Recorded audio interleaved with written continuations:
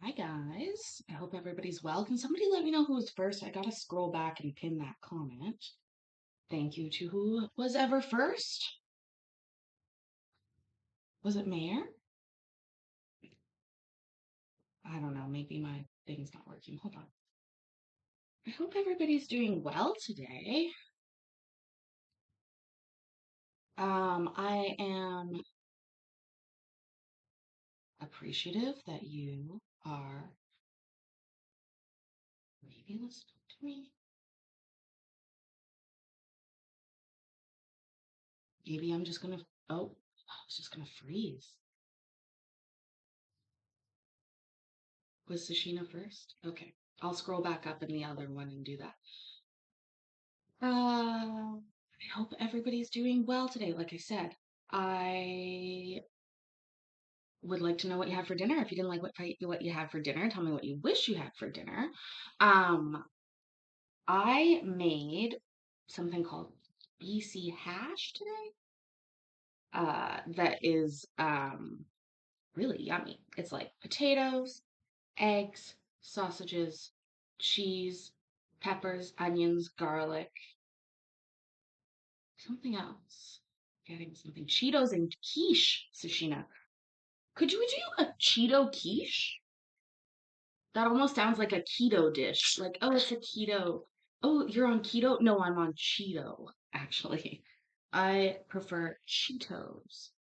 You know, Iowa, I've never been to Texas Roadhouse. I've heard a lot about it. I love bread. Also, I'm harkening back to my college days that I never went to with the solo cup. Um, it's like I didn't go to college, so go to Chiquitole. God, my French. Oh, now people are gonna think I'm even worse. My Spanish had bacon, eggs, pepper jack sandwich on toast. Breakfast for dinner is always good. It is good. Miss Carrie is here. Peanut butter Sammy and humble brag for dinner. Pistachios, as Loud Elvis always has. Right? Am I right, Loud Elvis? Pistachios. Um, but I'll be eating that breakfast for dinner for breakfast tomorrow and dinner and not quite, but I made a lot. I have a problem. I cook too much food all the time. Can anybody guess what's missing that is making me nervous?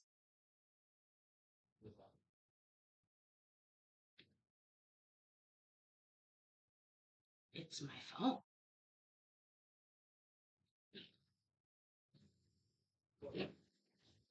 Hmm. Okay, I'll deal with that.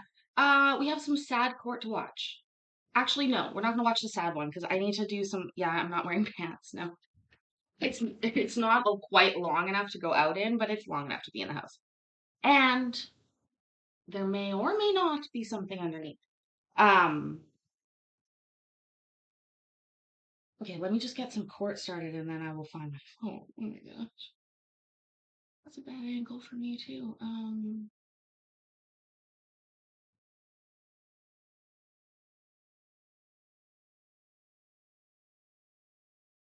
I really don't want to jinx it, but we are over 450 subscribers. We are really close. We're on the march, the final march down to. I'm very excited. A little nervous about my phone, my FOMO, my theme. What is FOFO? Is it FOFO, fear of phones? No, FOFO? Oh, hold on, Judgy.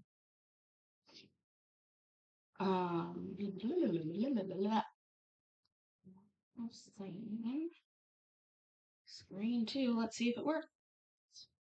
End 2023 with 500. I would like to end November with 500. Start December monetized.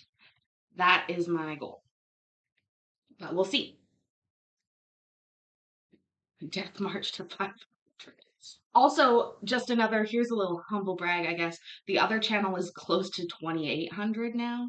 with absolutely no attention paid to it in 3 months. Literally none. I think there might already be a CYP, Sashina. Check it first. Anyways, this is I've been going through my old courts. This is not old, but it is an older courtroom that uh I know, tell the other page to come to this page. I did that. I made them a whole video, but they didn't really listen. So I think I actually do have to make like a little video saying like, "Hey guys, come over here, please." uh Honestly, it makes me laugh when I see that channel growing and I'm just like, "Okay." Uh okay. What are we doing? We're gonna watch court. I'm gonna find my phone. That's what I'm gonna do. I'm gonna dip off the screen so that we can get this playing well, and then we'll go from there. Oh, I might even take the whole thing off. We'll do real old school. Let's see.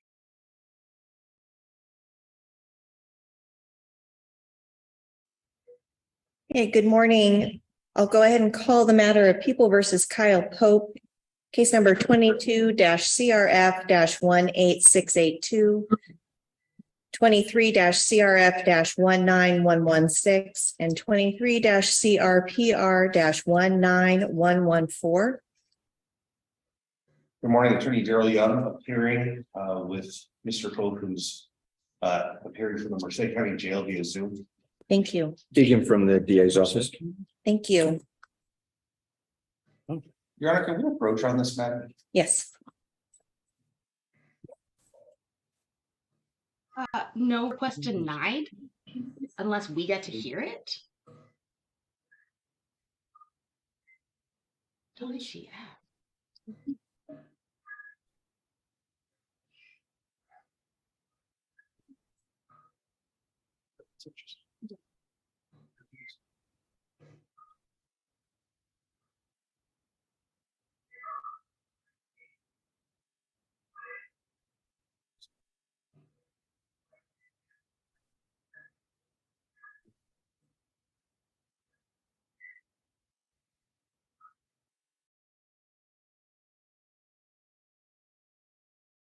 Okay, so evidently they're just talking and we don't have it.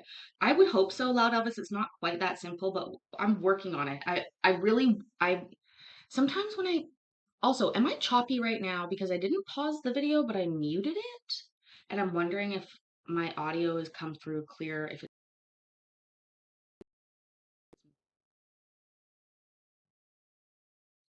um spaghetti's on the stove for Jonathan, love it. Um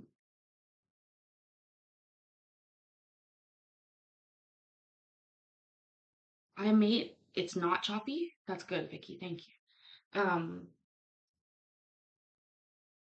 So that oh, I'm a little quiet. Well, okay, well that's good news then because we're not like pausing this. I'm just hearing it in my ear, but you guys don't have to hear it. So my audio is coming through. First of all, is that a wood stove in this courtroom? Can somebody confirm that for me? I believe this might be my first wood stove in the courtroom that I've seen. It's a pipe for a wood stove, if I'm not mistaken. Secondly, I still haven't found my phone, but I'm gonna wait till they come back from the bench. Um, I made it sort of like this goal for myself that I wanted to get this channel to 500 before I worked on the other one. Whoa. Okay, you can't hear that, but somebody's banging around. Hold on. Let's play this.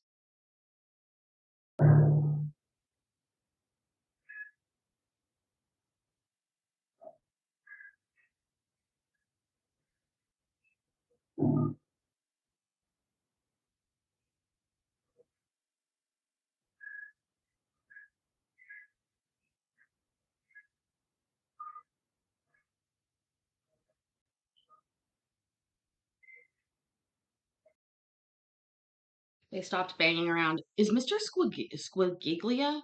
First of all, is his name Rick with a lowercase r? Secondly, if I'm low, well, I'm working on it. Yeah. Anyway, so my whole point was like, I really wanted to get this channel to 500 before I work on the other channel, because the other channel is a bit of a mess. And I appreciate each and every one of you who followed me over here. So I would rather put my energy and work into that than into whatever.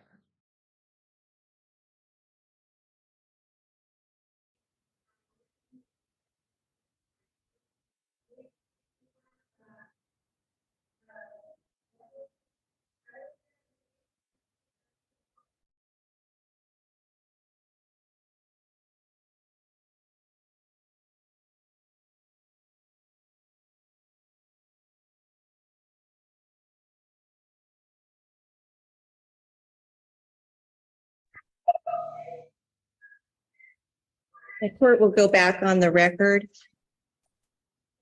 Court had just had sidebar with counsel, Mr. Young and Mr. Egan. Again, this is case number 18682-19116 and 19114. So Mr. Young. Yes, Your Honor. As I notified the court, I have a prepaid non-refundable vacation to Puerto Vallarta next week. It's set for a preliminary hearing next week. So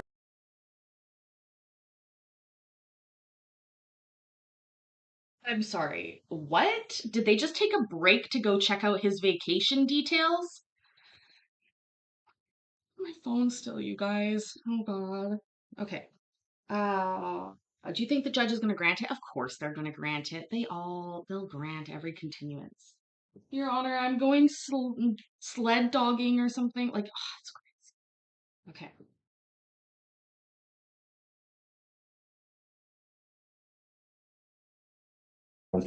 I'll be unavailable. I also, for the court's acknowledgement, I was recently appointed to this case. And yes, those are all I'd like to submit to the court on that. Mr. Egan. May I ask if the court will permit me to prevail upon the court and ask the court a question? Are there any other factors that the court might find worthy of consideration in? I believe Mr. Young is asking for November 21 as the preliminary hearing date. So in this matter, the defendant was originally set to be arraigned on October 12th, 2023, and the defendant was not present. He refused to be transported from the correctional facility in Merced County to the Mariposa Superior Court that day and did not appear via Zoom. At that time, his counsel in other matters, Mr. Rick Squalia, had been appointed by the court to represent Mr. Pope. Counsel had then requested arraignment to be set for October 24th, 2023. The court then set bail and the defendant remained in custody and was ordered present at the next hearing on October 24th. On October 24th, 2023, the defendant again refused to be transported by the Merced County Correctional Center to Mariposa Superior Court. And at the arraignment, it was continued to October 31st, 2023, and the defendant remained in custody and bail remained as previously said. On October 31st, 2023, the defendant appeared via Zoom in custody from the Correctional Center in Merced County with appointed counsel, Attorney Squalia, present in court. The defendant was arraigned. No time waiver was entered. At that time, counsel indicated that there was a breakdown with his client and he needed to withdraw as counsel, conflicting. The court relieved Mr. Squalia, and the other county public defenders had already been conflicted out in this matter. So the court then needed to find new counsel to appoint. Without representation of counsel, the defendant then verbally stated he was pulling all of his time waivers in all three matters. The court then set a pre-preliminary hearing for November 7th, 2023, and a pre-preliminary hearing on November 14th at 9 a.m. and 1:30 for the preliminary hearing which, given the Veterans Day holiday, was 9 court days from arraignment within the 10-day time period. And that was again, case number 19116. On October 31st, 2023, the court contacted attorney Daryl Young, who agreed to accept appointment in the matter. The court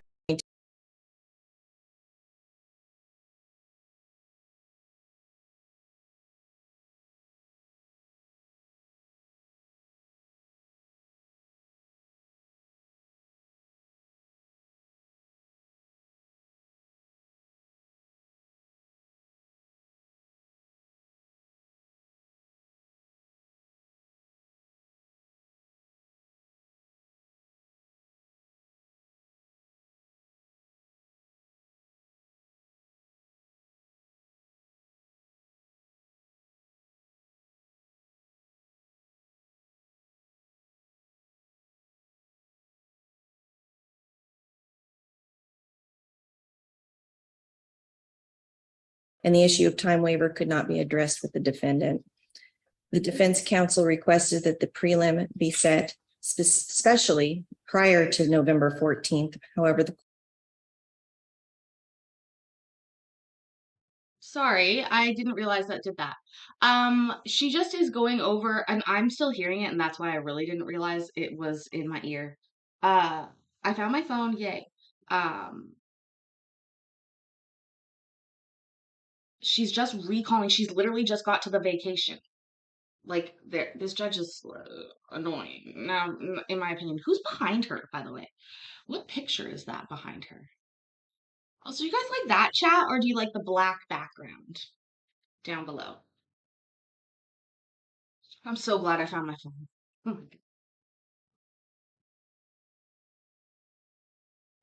informed the council that it could not accommodate that request, given the Veterans Day holiday, the unavailability of court reporters, and the unavailability of courtrooms, as the other courtroom is currently under construction. The defense counsel also requested that he appear for the preliminary hearing via Zoom, and the court denied that request, as it is the court's policy that Oh shit. Okay, hold on. We're going back. She's denying his vacation to Puerto Vallarta. And she is denying him to be able to appear by Zoom, which I think is craziness. Miss Carrie, I will. You'll make me real happy today. I love you. Anything in my PP makes me happy. Listen to this. She's denying this. I've never fucking heard this. Wow. PP for finding the phone. months ago. He requested the preliminary hearing to be set on November 21st at 1:30. People stated that they wanted the defendant to waive time, not counsel. Mr. Pope had refused to appear in court that day, and the issue of time waiver could not be addressed with the defendant. The defense counsel requested that the prelim be set especially prior to November 14th. However, the court informed the counsel that it could not accommodate that request, given the Veterans Day holiday, the unavailability of court reporters, and the unavailability of courtrooms, as the other courtroom is currently under construction. The defense. Miss Carrie, thank you so much. You just paid for my YouTube Premium for the month and some of Streamlabs. I love it. PP money is so helpful because I pay a lot of bills out of that. I don't know why it works out like that, but it is great, and so I very much appreciate that. Thank you so, so much. Wow, she's denying this request. I'm amazed. Also, I know about the chat on the screen, and we don't want it on the record. Actually, I have a solution for that. If you would actually prefer that your chats never come up on the screen, I can make that happen based on your username if you want. And I'm happy to do that for whatever reason. You can then chat freely in the chat and it won't come up. If you notice, Streamlabs doesn't come up over here, even though like people's commands do. So if that's something that you're interested in, you'd like to chat more, but you don't like the chat down below, then just shoot me a message and I'll block it from coming up on there. It's just that simple. counsel also requested that he appear for the preliminary hearing via Zoom, and the court denied that request as it is the court's policy that counsel and parties appear in person for preliminary hearings. So the court set the pre-prelim hearing today to address the time waivers to allow Mr. Young to contact the defendant and the people to conduct further research. The court did order the defendant to be either personally present or he could appear via Zoom, and he is appearing via Zoom from the Merced Correctional Facility today. So the court is indicating that it does find good cause to continue the pre-preliminary hearing to 9 a.m. November 21st and the preliminary hearing to November 21st at 1:30 for the following reasons.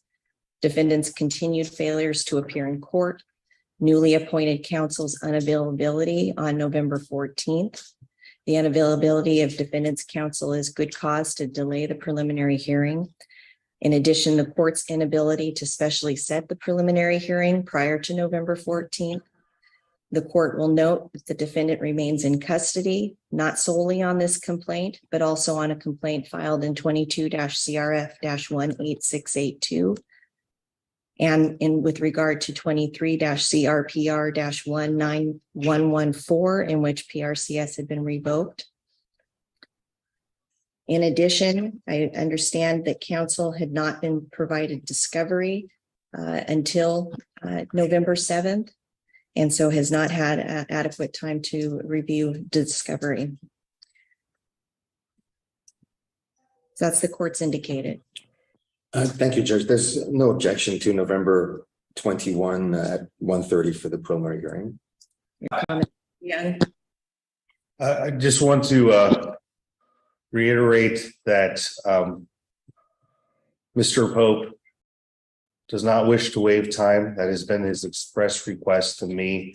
I've communicated to him that I have this non-refundable vacation and that I'll be unavailable on November 14th. I'll submit to the court. And so in total,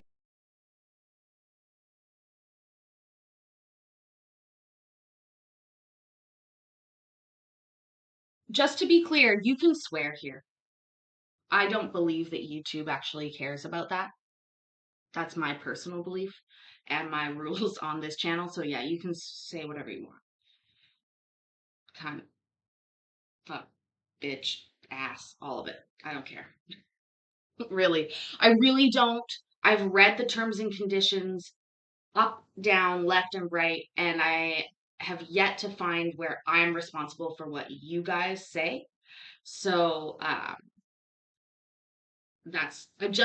think it's like this weird thing that people think about, but they don't have any backing for it. Yeah, exactly, Courtney. Go ahead. Fuck. Mikey, looks like a new office, sort of. New old. It's not quite ready to go yet. Neither am I, but I'm here. Just like you. What'd you have for dinner, Mikey? I had breakfast for dinner, which was delicious. And we were just talking about swearing in the chat, which I don't care about. Where is this court? Courtney has asked me now more than one time. Oh, let me look, Courtney. I don't know where they all are. I have thousands of them. And I was making a list the other day, and this one popped up, and so I downloaded it, and let me look where it is. It'll take me a minute. Also, we're celebrating 450. Also, yeah, it has a wood stove in this court, which I think is, like, unique. Definitely unique.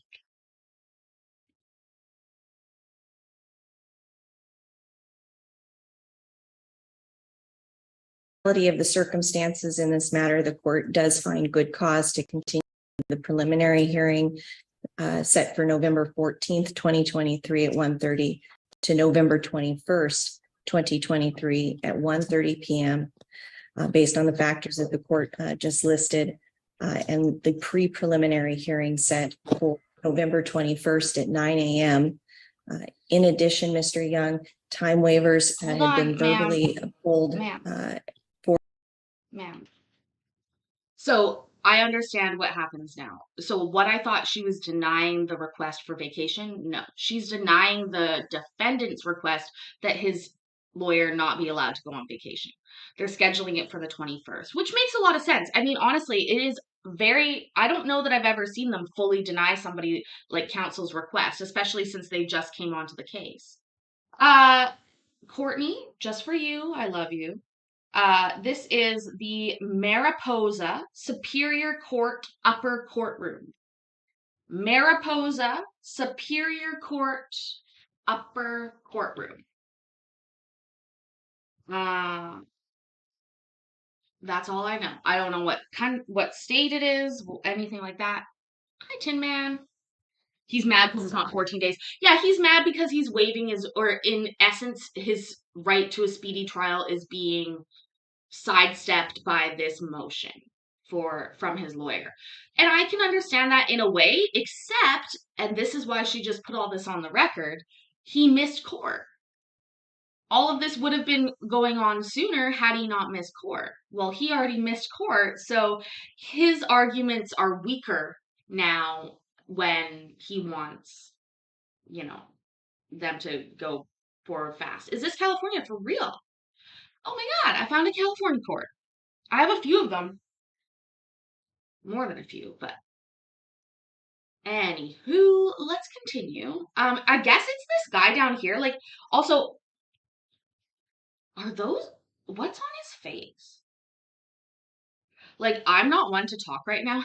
My face is not beautiful, but, like, what is going on with his face? Is that parts of his beard, or are they weird place bruises? Are they birthmark tattoos? I don't know what's on his face.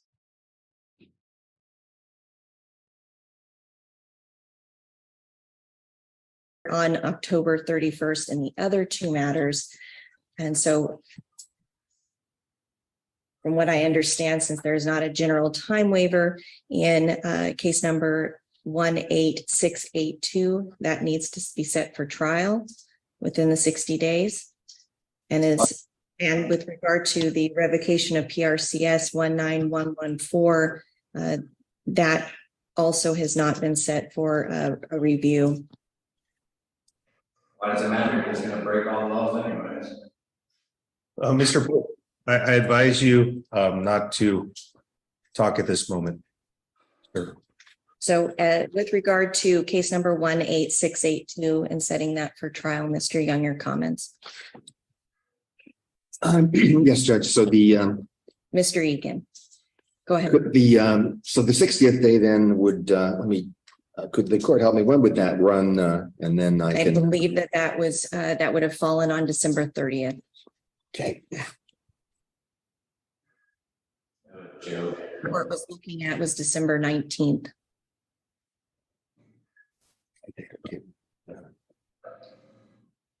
Oh, jeez.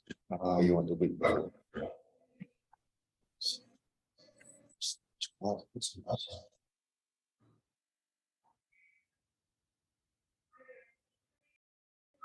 Mariposa, do whatever they feel like.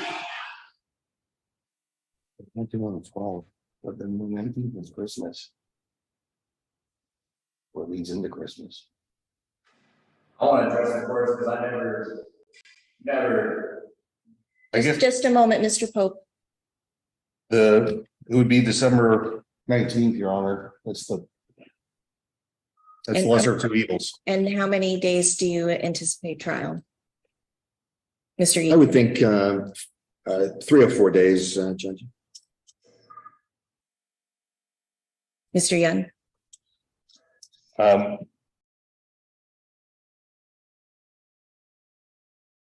Hold on. Did I miss his charge? What trial in this wood stove having courthouse is going to take 3 or 4 days? Jonathan, you're making me laugh. The court calendar is the one in the middle of the room. That's the official record. Yes. Hold on. 3 or 4 days? We've seen literal unaliving trials go shorter than that. And most court things don't take any amount of that time. Can somebody Discord me what I just said? The name of the court. Oh, it's up here. Oh God. I'm really discombobulated because my things aren't where I thought they would be. And so you're gonna find me being very distracted. Can somebody Discord me Mariposa Superior Court upper courtroom and whatever date we set this for? So, because I want to follow up on this and see his trial because he's being a sassy little bitch, isn't he? For somebody who missed court.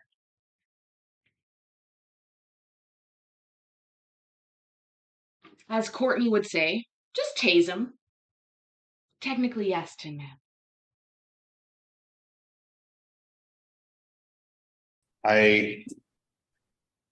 I would probably say the defense would only be 1 or 2 days at most. So let's set this for a 4-day jury trial to commence on December 19th. With motions in limine at 9 a.m. I didn't talk to my And the counsel. jury trial to start at 10:30 on December 19th. And then to commence each day thereafter at 9 a.m. I'll set a mandatory settlement conference. Set that for December 1st. I'm sorry, November 30th. November 30th at 2:30. I didn't talk to my counsel. And a trial confirmation Your Honor, I have a deposition on the 30th, on the 30th. December 7th at 2:30 or 3. I have a trial that's probably gonna be happening tonight with Mr. Egan. I could do a settlement conference on Friday afternoon, December 1st at 2:30 or 3. I'm gonna be out of town on the 1st. Could you appear via Zoom? Yes, I could appear via Zoom. Mr. Egan, does 2:30 on December 1st for a mandatory settlement conference work for the people? Yes. Via Zoom At what time, Your Honor? at 2:30, December 1st at 2:30. Okay. And then a trial confirmation on December 5th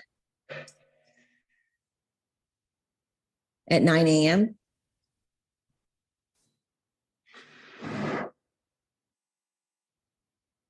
Your Honor, motion will be, if that number one. And then with regard to the PRCS, do you wish to set that at the same time as the preliminary hearing on November 21st? Yes, please. That's fine. So that'll be set for November 21st at 1:30. So the next hearing will be a pre-preliminary hearing on November 21st at 9 a.m. I'll allow the defendant to appear via Zoom at that time. And then for the preliminary hearing on November 21st at 1:30, as well as the PRCS hearing, the defendant is ordered to be personally present in the courtroom on November 21st at 1:30. Okay. In addition, the court will also take note back to the good cause for continuing the preliminary hearing to November 21st. The court will note that there is a COVID outbreak at the Mariposa County Jail currently, and so and that has not been lifted. And the court has had individuals appearing via Zoom from the Mariposa County Jail.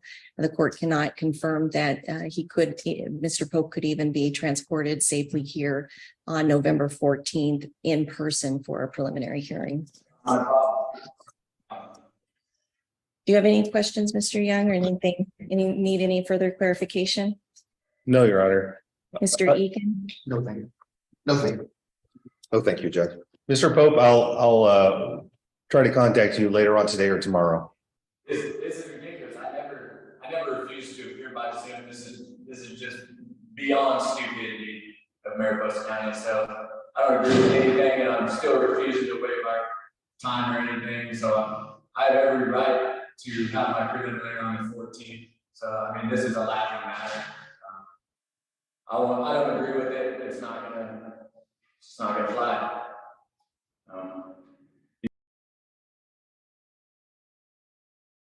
Okay, first of all, did he just say this is a laughing matter? I think he just said that. We have to go back. I don't know that I've ever heard that term of phrase used that way. Can you hear him? I can hear him. Can you guys not? He's sounds far away because I'm sure there's a screen in between, but I can hear it in my headphones. Let me go back a little bit because what he said literally was, "This is a laughing matter." Um, again, this is no laughing matter is like I've heard, but I don't believe that I've ever heard anybody say unironically that this is a laughing matter. Like you could say this is a joke, right? I'm just going back 10 seconds. I want to hear him say the laughing matter. Maybe 20. Of Mariposa County, so I don't agree with anything, and I'm still refusing to waive my time or anything. So I have every right to have my preliminary on the 14th. So I mean, this is a laughing matter. I don't agree with it. It's not gonna fly. You can lie all you want. I'm sick of this county. I want to change a judge too, so we need to work on that. And you can file whatever motion you wish, Mr. Pope. I You will, can- because you can speak with your attorney. I'm not wasting my time, so you don't have the right to waste my time for me. Right, those are the court's orders. Okay, Anything further, Mr. Egan? No, Judge. Mr. Young? nothing further. Okay, thank you. This is freaking bullcrap. Thank you, Mr. Pope. Yeah, whatever.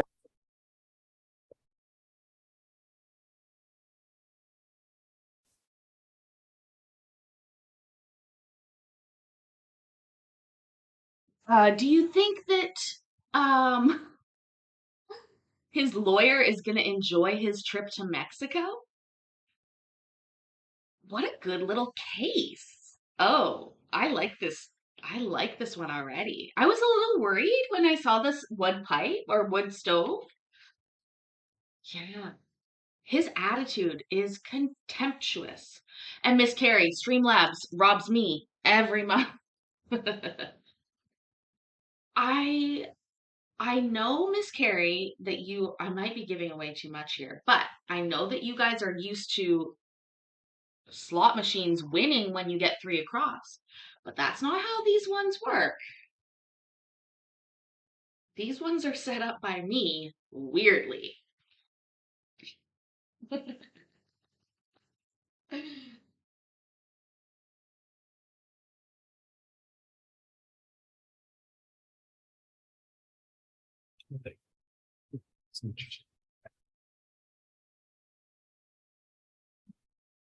I'll call the People versus Antonio Luis Macias. This is case number CRM-7. Actually, though, Miss Carrie, that reminds me of something, and I'm going to write it down. For next year, because we are going to be doing a final culmination of the points for the year. We'll do an award ceremony and then we will begin again. Okay. I will say, Miss Carrie, your accounting skills might be well utilized to create us a whole new slot experience for next year. So let's connect on that. Let's talk about that.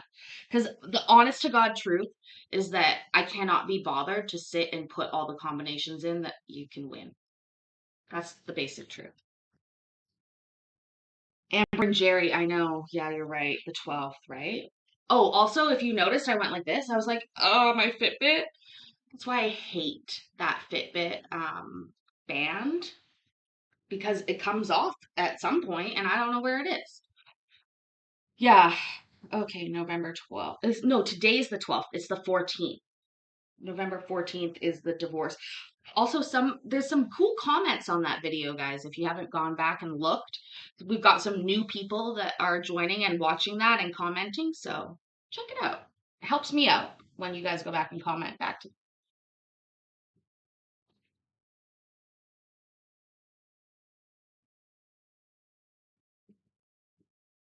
A fit bitch, yeah.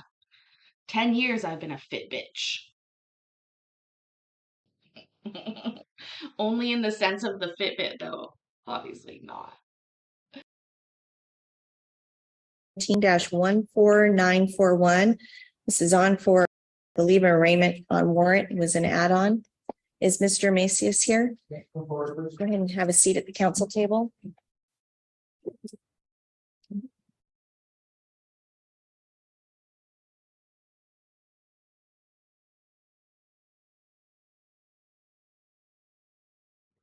Honestly, cellulite yoga pants, it is my own fault. All I want is the magnetic band. I had one for my old Fitbit.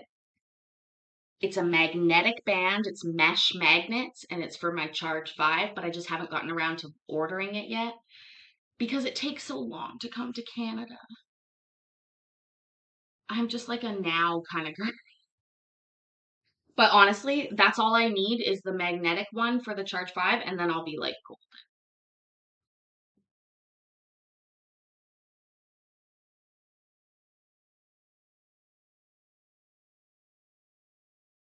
Good morning. I understand you're here on a warrant that was issued on April 4th, 2022 in the amount of 30,000 for failure to appear. And this is case number 14941.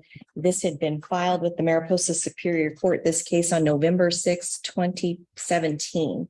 I will go ahead and recall all warrants in this matter. I believe that am I mispronouncing it? Is it Macias? Macias. Mr. Macias has not been arraigned.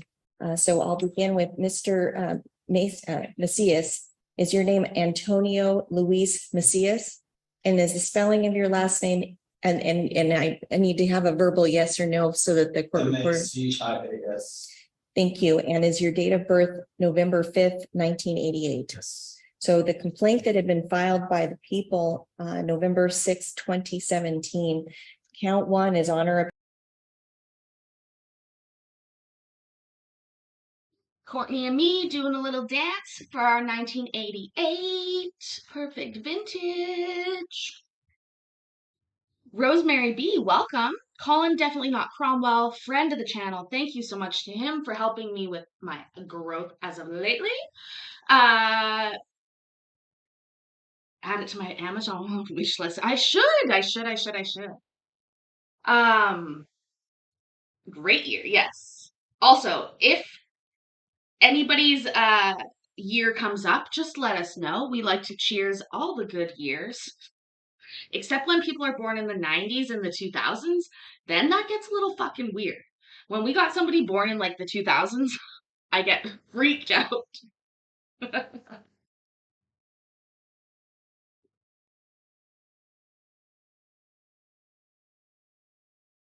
October 3rd, 2017 in the county of Mariposa, the crime of allowing a fire to burn in violation of California Code, Public Resource Code, Section 4422, a misdemeanor.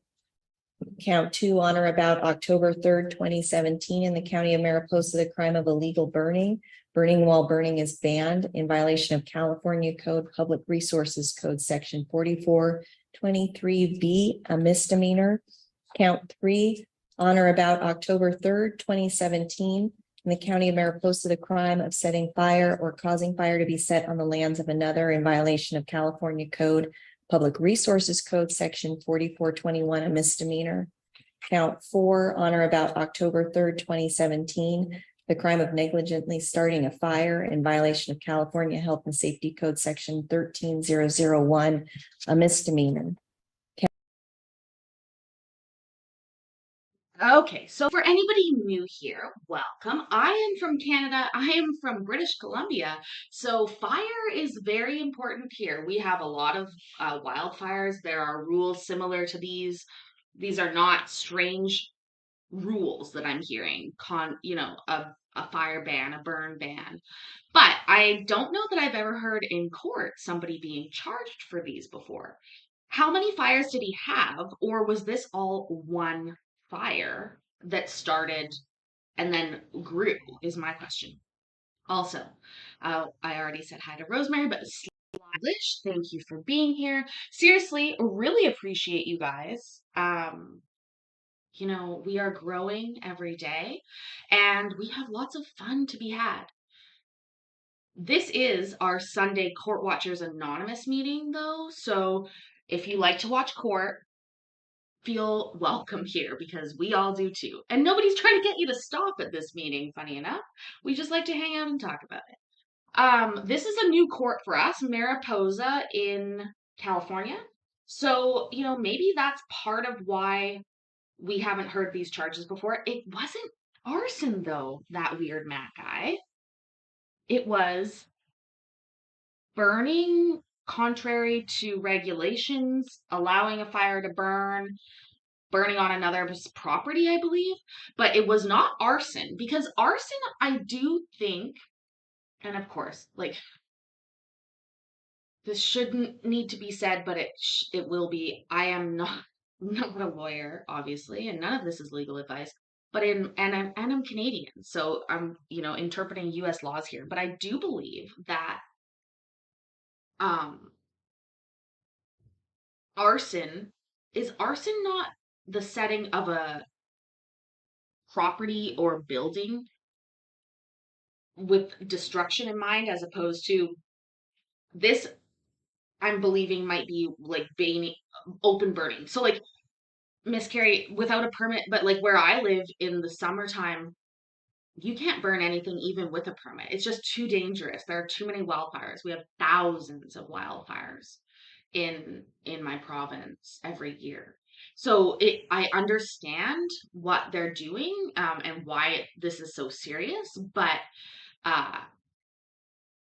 Mayor, would arson be arson if you're just setting a fire and it was meant to be an innocuous fire, but due to further regulation, i.e. the ban on burning, it is now a crime? I think that's the differential here. It's not arson because it wasn't arsonist. It was just illegal based upon the current regulation. I think that's the way it is. Oftentimes here, people may get charged if they've licked a cigarette out of their window while they're driving and started a fire. Yeah, I still remember lots of phone numbers. I know every phone number pretty much I've known in my life, I still know. Just as a side. Also, yeah, ADD, welcome. It's third-degree arson if it's vacant land. Okay, slide a lish. I like to hear it. Again, we're in California for this one. I live in Canada. I was just in Florida. I wouldn't be setting anything on fire in Florida either. Although, I will say, if anybody's been to Harry Potter World, when that dragon breathes the fire out over top of Gringotts, it's hot. You feel it. Anyways.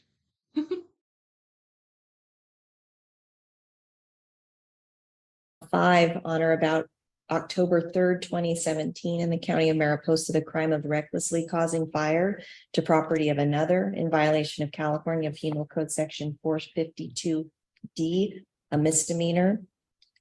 Count 6 on or about October 3rd, 2017, in the county of Mariposa, the crime of recklessly causing fire to property of another in violation of California Penal Code Section 452D, a misdemeanor. Count 7 on or about October 3rd, 2017, in the county of Mariposa, the crime of recklessly causing fire to property of another in violation of California Penal Code Section 452D, a misdemeanor. Count 8 on or about October 3rd, 2017, in the county of Mariposa, the crime of causing fire to property of another in violation of California Penal Code Section 452D, a misdemeanor. And count 9 on or about October 3rd, 2017, in the county of Mariposa, the crime of recklessly causing fire to property of another in violation of California Penal Code Section 452D, a misdemeanor. So, Mr. Macias, do you have the money to hire an attorney? No. Do you wish to have the court appoint an attorney to represent you in this matter? Yes. Yes, Mr. Squally, are you up this week? I am, Your Honor. So the court will appoint Mr. Rick Squalia as your attorney in this matter. He's present currently on Zoom. Mr. Squalia, do you?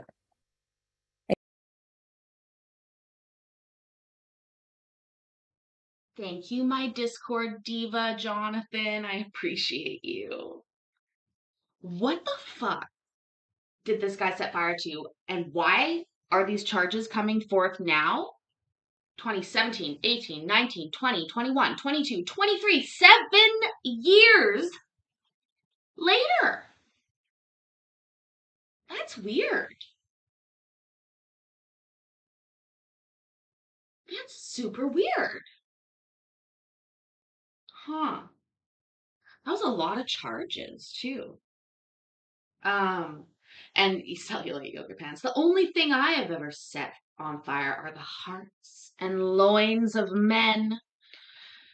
And then Bev, I love you. My brother set some dry bushes on fire in our backyard. My dad and I had to use the garden hose to put it out. The fire department came and put the rest out. My brother got in trouble for that. I bet he did, Bev. Fire is dangerous. Don't play with it, basically. Also, as a kid, I thought fire was going to be like a lot bigger of a problem with how much, like how serious they were about like stop, drop, and roll. And also earthquakes. We had a lot of earthquake drills and fire drills as a kid. Oh dear. I'm gonna go grab, I think iced coffee. But here's the thing though, like I have a fire pit off the back deck here, and I really do like making s'mores. As long as they're not too expensive. I saw it when I was in Florida. They have like in different hotels, you can they have fire pits and stuff, and you can make s'mores, which sounds lovely. Although I don't know that I've ever sat at a fire without bundling up. As a Canadian, like we when I was younger, we didn't have as much camping. Yeah, it's like a whole unit, that weird mad guy. But when I was a kid, we didn't have as much forest fires. So, and I was a Girl Guide, so we did campfires quite a bit. But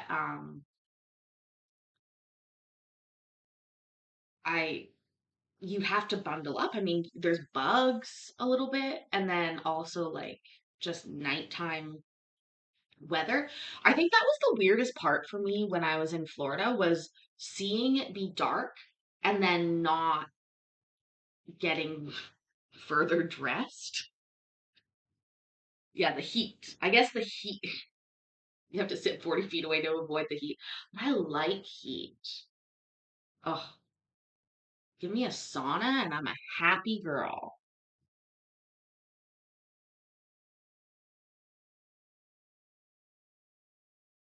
You don't have a copy of the complaint, but those are the charges that I just read. How do you wish to proceed today?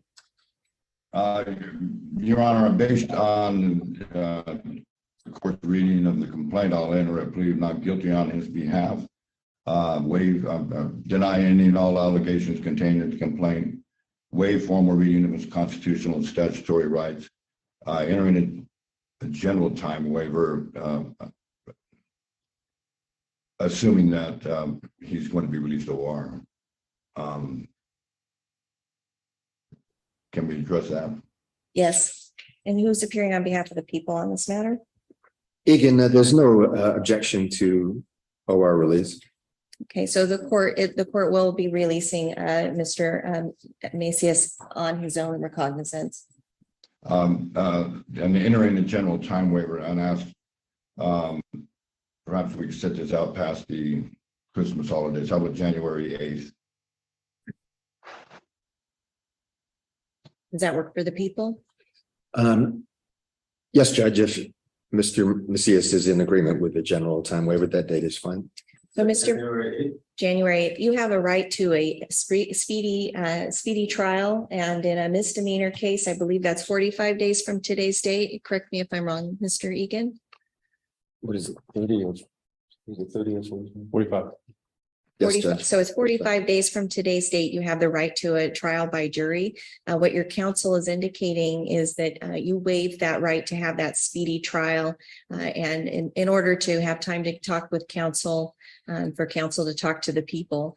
And so what he's asking is for you to enter a general time waiver, which means that you're at this point stating that you're okay not having that trial within 45 days of today's date. Do you understand that? Yes, sir. And do you agree to that? Yes. The court will find that the defendant has knowingly and intelligently waived his right to a speedy trial in this misdemeanor matter. So the court will set the pretrial for January 8th at 9 a.m. And you are released on your own recognizance. There'll be some paperwork. We'll also have you fill out a declaration as to your finances to show that you can't afford counsel. And the terms and conditions of the release on your own OR is that you appear personally on January 8th at 9 a.m. If you do not, the court will issue warrants for your arrest. And in addition, that you obey all laws and court orders. Do you have any questions, sir? Okay, anything further in this? Oh, and specifically for you, sir, we are going to need you to turn over all of your lighters and your matches, flints, fire starting devices, please, sir. Chocolate milk? No, this is coffee. This is iced coffee. And I've got it on ice. Oh, look, there's a little bit. This is cafe glacé iced coffee. This is like my emergency coffee that I keep in. It's already mixed. It's perfect. If I serve it over ice, I feel like I fucking went to Starbucks. I don't go to Starbucks, but I feel like I went to Starbucks.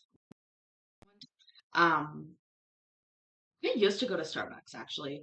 There was a period in my life when I was making quite a bit of money and working at this job, and I drank like 4 venti mochachinos or whatever they were a day, like hot chocolates with espresso in them, basically. Like $30 or $40 a day I used to spend on Starbucks. It was nuts. And I used to get the oatmeal there too. Oh. Which is such a weird thing to like. Ah. Have iced coffee over ice. I know, and I bought Tim Hortons coffee, like grounds, this week because I'll be drinking them at home instead of walking. I don't think there's one walking distance of me now. Or Mr. Squalia? Oh, Nothing, I heard nothing further. nothing, nothing further, and I'd only ask that Mr. Macias call me in about a week. Okay, and Mr. Macias has been handed. Yeah, Starbucks is way too expensive, especially considering that this is $1.39 Canadian, which is like less than $1. That's probably $1 US that this can cost for a full drink.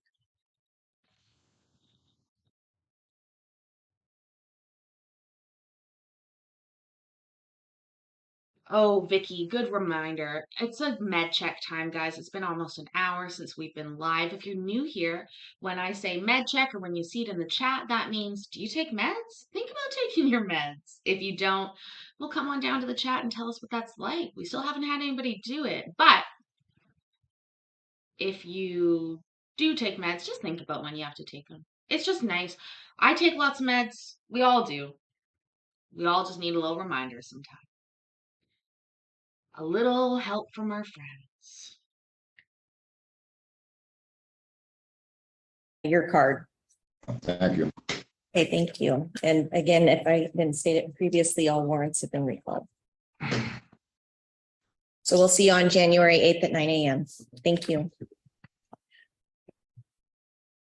I'll call the matter of People versus Gregory Opinski and Alicia Costa. This is case number CRM 19-16649-01 as to Costa and -02 as to Opinski. This is on for trial confirming. Walter Wall for the people. Mark Coleman on behalf of the defendant, Your Honor. Or are we proceeding with trial next week, Mr. Coleman Yes, Your Honor. and Mr. Wall? Yes, Your Honor. Okay, so trial has been confirmed. I understand that it begins on November 14th at 9 a.m. with motions in limine. The jury trial to commence at 10:30 a.m. on November 14th, and then thereafter the next days at 9 a.m. Anything further in this matter, Mr. Coleman? No, Your Honor. Can I just inquire with regards to the court schedule? I think the trial may be done in 2 days, but it could be 3. Does the court intend to go day after day? So the court has it set for the 14th, 15th, and 16th for 3 days. Okay. Is that sufficient, Mr. Coleman? I believe that should be sufficient, Your Honor. Mr. Wall? Yes, Your Honor, thank you. I think that's sufficient as well. I still am waiting to hear from the defense. At some point in July of 2022, they provided a defense witness list with the names Rose Opinski, Joe Opinski, Franklin Souza, and Cheryl Elgin. I was waiting for an offer of proof as to what these individuals might say or why they're being called to this trial. Only if you're buying a half gram, Elvis. If we're going to be realistic about that. Actually, not even. Probably like a third. And then you guys are probably on par with pricing. Mr. Coleman, if you could let me know that later today, I'd appreciate it. I certainly will. I will get back to you, but there may be, in going through the videos or the photographs, I saw a photograph of another additional witness, somebody who runs cows up there. I haven't talked to him this week, but if I do, I'll give you his name and number and a statement. Sounds good. Okay. Okay, thank you, Mr. Coleman. Thank you, Your Honor. Thank you, Mr. Wall. Thank you, Mr. Coleman. Thank you, Your Honor. Thank you, Mr. Wall. Call the matter of Zachary Eaton, case number CRM 16-13952, 16-14040, and 16-14092. These are all on for pretrial. Rick Squalia appearing on behalf, especially appearing on behalf of Neil Douglas. Thank you. Rena Harrison for the people. Apparently, I don't see Mr. Eaton present in court. I believe this was a driver's license case. Mr. Douglas was going to request that it be put out for 3 to 6 months. But perhaps, since he's not present, perhaps we can set it for an earlier date. The people would prefer an earlier date. It seems that Mr. Eaton has a long history of not appearing for his court appearances. So the court will note that at the last hearing, that was May 11th, 2023, the defendant was at Hobie House at that time. And at that time, the court recalled the warrants. Just a moment. He was released on his own recognizance and had signed a promise to appear in person at this date and time. So the court is inclined to issue warrants in the amount of $10,000 in each case and hold the warrants to a further pretrial to allow counsel to reach out to his client. So Ms. Harrison, when would you like to set that pretrial? If we're holding warrants, I'd prefer it not be later than 2 weeks from now. Also, I'm just laughing. $12 cigarettes, Loud Elvis? That's cheap. Back when I used to smoke a pack a day, which was 15 plus years ago, that would be how much a pack of cigarettes cost. But now, easy $22 for a pack of cigarettes, I believe, in Canada, wherever you are. So, you're getting up there. Yeah, I'm listening to this guy too. Also, so who do you think's job it is to tend the wood stove is my question here. $5 a pack, Courtney? Holy shit. No wonder they asked me how many cigarettes I brought back. Yeah. Cellular can. It is very expensive to smoke here. I haven't smoked in a long time, but like I believe it's probably cheaper to smoke weed than it is to smoke cigarettes. I'll just look it up right now.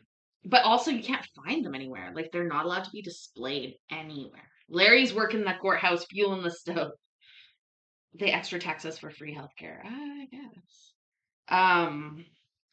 Cost.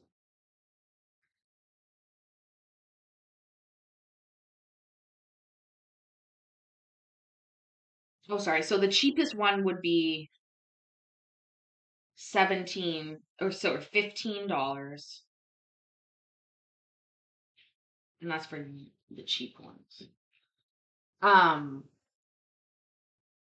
Newports. They banned Newports.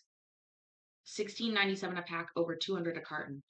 Yeah, like I remember 15 years ago paying 200 a carton almost when I got my shit together. Like how good did I feel when I would like buy a carton of cigarettes and bring them home and put them in the freezer like a fucking loser.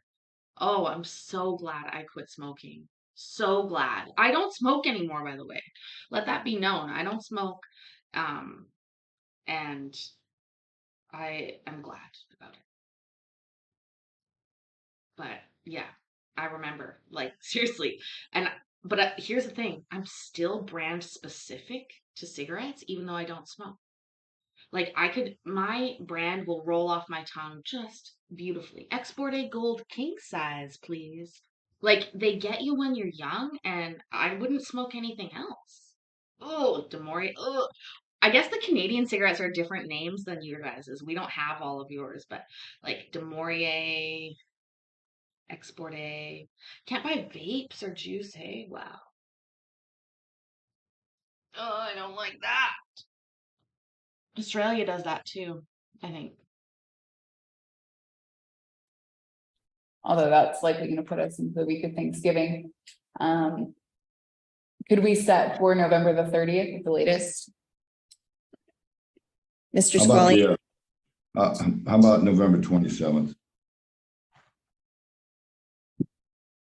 any objection to November? No 27th? objection to that.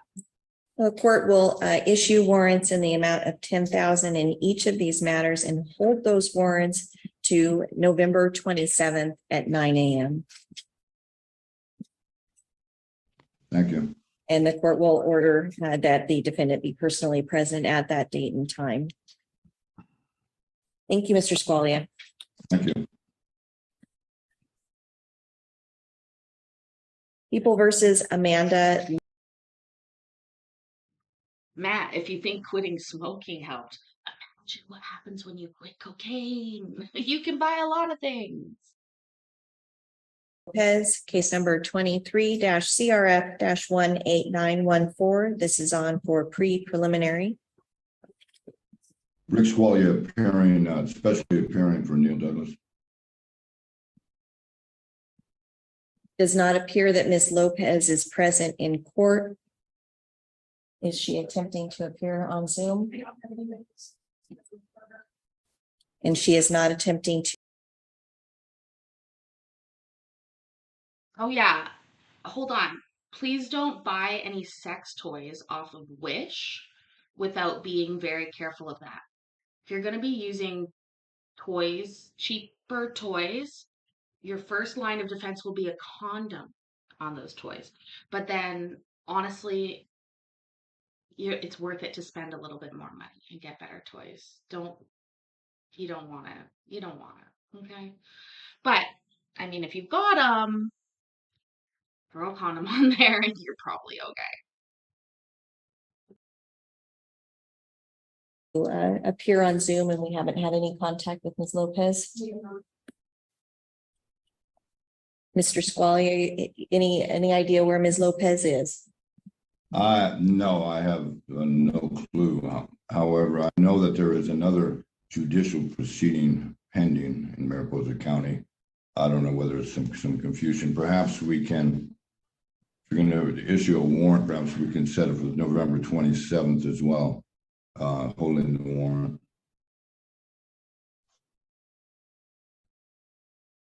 Okay, the court will issue and hold a 35,000 arrest warrant. Can I be heard, Judge? Yes, Mr. thank Egan, you. is this your matter? Yeah, I know that weird Matt guy. Like, it is a funny joke, but in reality, it is something for people to keep in mind.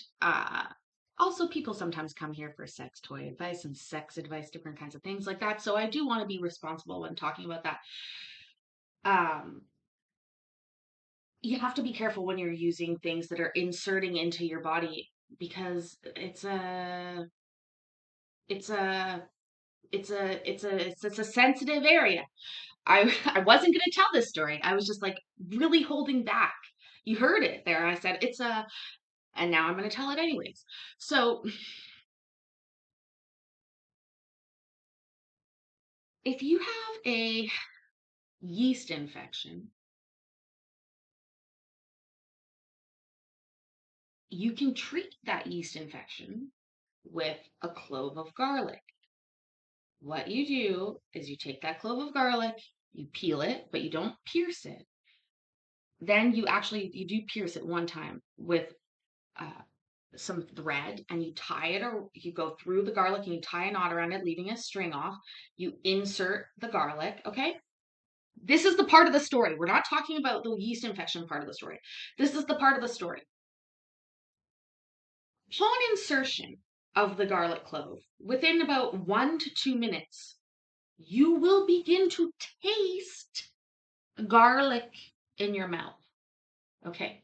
They're connected, like intimately. So I'm not, shouldn't you try it? And no, you cannot cook with it after, Courtney. Also, if it doesn't work for the first time, you do need to pierce it a little bit more to let some of the garlic juices out, but it is very strong. Okay. But again, that will definitely, does yogurt work too with some bacillus or whatever? But seriously, so think about that. If when you put something in there, you taste it right away like it's garlic, that's just how connected they are. Can you cook with the yogurt after? You know, Courtney, you can cook with the garlic and yogurt after, and I'm sure some people will pay some for that.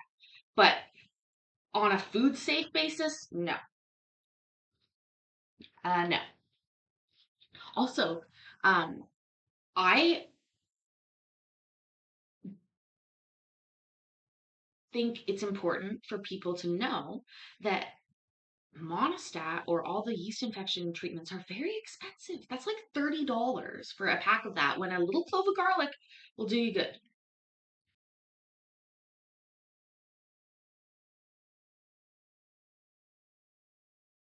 Well, McAfee's, I'm standing in for him today. I see from our notes, defendant failed to appear on 9/28/23, and the warrant was held until 10/5. And And she was present in court on 10/5. all right. And I just want to see if No, it is not because you smell it. Believe me. I've dealt with this. I've thought about this a lot with garlic. Diflucan pill, is that not, how much is that going to cost though, Miss Carrie? I'm sure, again, anyways, of course, to each coochie their own. We'll say that. You guys know that I'm a weird garlic freak because I am a hippie, not by choice, but because I was raised as a crunchy kid against my will. Like, I was forced to hold my breath in the perfume section of malls. Like, literally, my mom would like ahead of time be like, okay, girls, I need you to take a deep breath and we're gonna walk really fast. Now I love perfume. I wear it all the time. I'm like, yes, spritz me.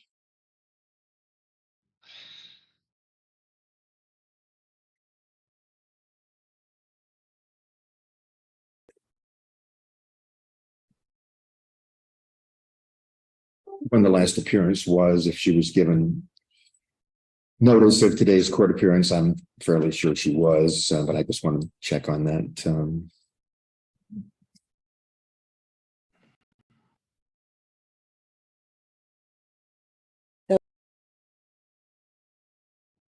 Sly delish. Thank you. And I'm right, exactly. It is absorbed through the mucous membrane and transferred throughout the body. I wish it was just a smell, but it ain't. And I do use garlic with the famous Canadian healthcare. I'll tell you why, Loud Elvis, because here's the thing. MRSA is a thing in our hospitals, like it is in all of your hospitals. And a friend of mine got a MRSA infection, which is like a antibiotic resistant infection. And I did some research on it, and I made a garlic poultice for this wound, and I fucking packed it with garlic. And literally within a week, gone. They didn't even need the antibiotics. Now listen to your doctor. But I did find a medical study published in a medical journal where a surgeon, prior to surgery, had all of his patients do what was called a garlic bath. So he had them squeeze like 4 cloves of raw garlic into their bath water before surgery. They came in for surgery, and then his subsequent MRSA infection rates went down to almost 0%, which was way lower than they normally are. Now, you can't monetize garlic as a pharmaceutical company, which is why they don't want you to talk about it or do it. But it never hurt anybody, in my opinion, unless you're allergic to garlic. So anybody that I know that's going in for surgery, I'm like giving them this weird like garlic talk. And I'm like, okay, so I just need you to squeeze some garlic into your bath. And they're like, what? I'm like, just fucking do it. It'll work. Okay. But I believe in it. I do. Now, I don't believe in yoga. That's a fucking pyramid scheme, by the way. As far as the last minute order on October 5th, 2023, the case had been called. Parties present in court. Counsel had addressed court. Defense counsel had requested to go out further than other court hearing that she is also dealing with. I don't have a citation as to that particular court case number, and the court granted that request. And it appears that the future hearing that was set was today at 9 a.m., the pre-preliminary hearing. Since this is the second issue with failing to appear, then the prosecution requests that the warrant issue today. Yeah, thank you. So the court will note that on September 28th, 2023, when she did not appear, the defendant had called and instead stated that she had tried to log into Zoom. The court had waited until 10:30 and she did not appear. So the court will give her the benefit of the doubt. That's why I was asking about whether she was attempting to appear via Zoom at this time. And so the court will grant the request to issue the warrant for $35,000 and hold it to November 27th at 9 a.m. Thank you. So that will be a pre-preliminary hearing. Mr. Egan, any further comments? No, thank you. Okay. Anything further, Mr. Squalia, on Ms. Lopez? Nothing further. Thank you.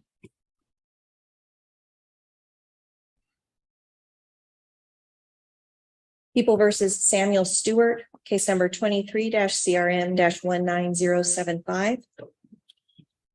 Egan from the DA's office. And Mr. Squalia, this, it does not show on the court calendar as this being Mr. Douglas's matter, but I see in the last minute order that Mr. Douglas had been appointed in this matter. Okay. We'll note that. Go ahead.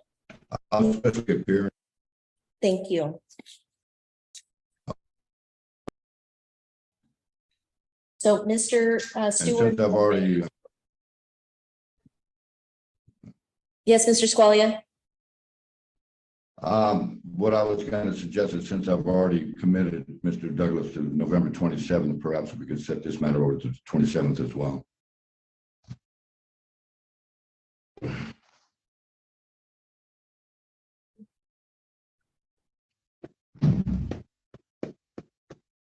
So the court will note that on October 9th, Mr. Stewart had been arraigned. At that time, Mr. Douglas had been appointed as counsel, and the pretrial was set for today at 9 a.m. And you are Mr. Stewart? Your Honor. Okay, thank you. And who's appearing on behalf of the people? Egan. So, Mr. Stewart, what Mr. Squalia is stating is that Mr. Douglas is unavailable today. Mayor, I'm sorry you're not feeling well. Please feel better.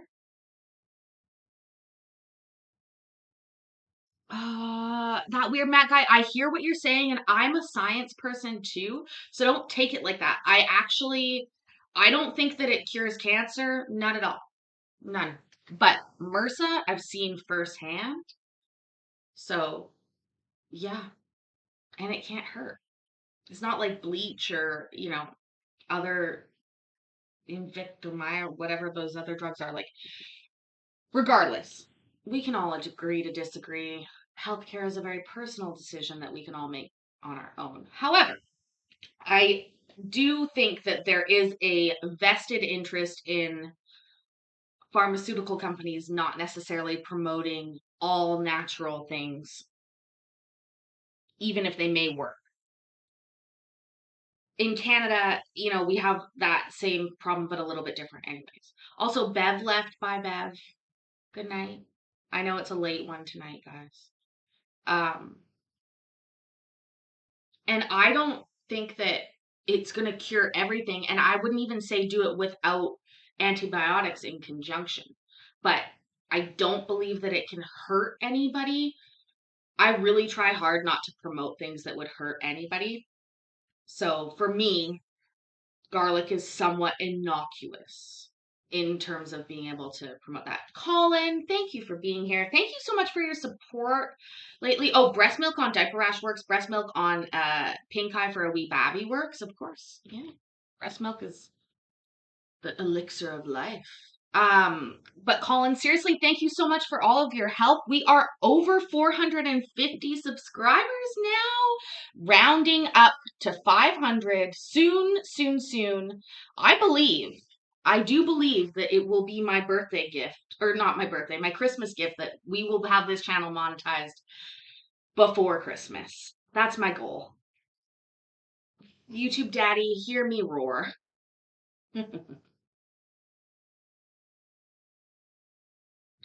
I can understand that instead of proven things, but I never say that. I always say speak with your doctor and follow those right recommendations first, obviously. And then but ask your doctor if they care if you have a garlic, because maybe they think it doesn't work, but I don't think it will work. Or I don't think it will hurt. I do think it will work. I personally do. Have the fellas give me a shout out. I would like to have the fellas give me a shout out, Miss Carrie. Maybe you can remind them. They're very busy though. Also, they got a little bit bit in the butt with time served. So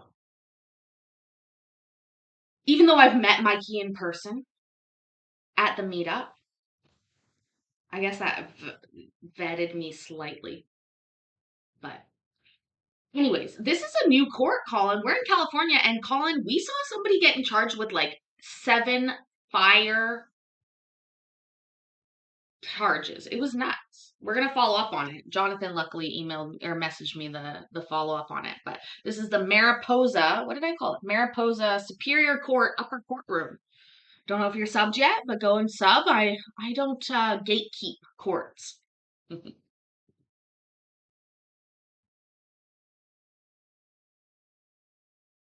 He's specially appearing via Zoom for Mr. Douglas, and he's requesting to set this out to November 27th at 9 a.m. Do you want a sooner court date? Yeah, I'd like to get it over with. I've already put myself in classes. Okay. So when would you like to come back, sir? Oh. The sooner the better. How about the 14th? Okay, Does November 14th Yeah. at 9 a.m. work for you? that's fine with me. Okay, so we'll set this, we'll continue this pretrial. Does that work for the people? Yes, To November 14th at 9 a.m. You remain on your own recognizance, sir, and you are ordered to be personally present at that date and time. A retired anesthetist. I think I said that right.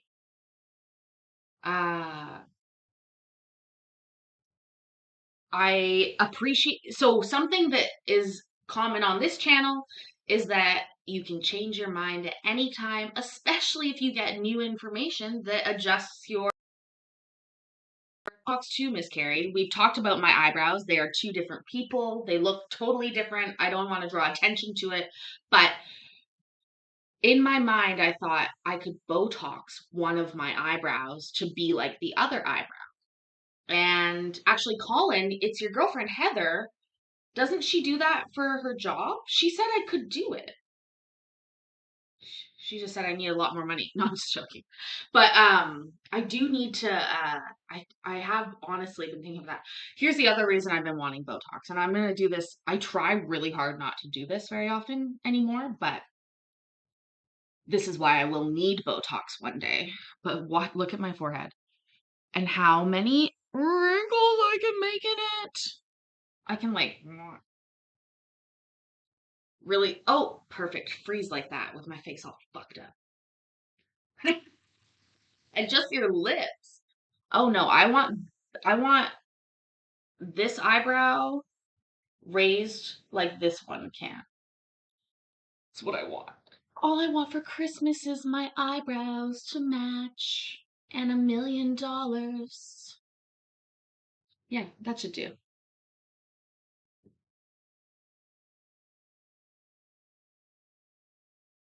Mr. Squalia, will you, either you or Mr. Douglas, be here in person on the 14th?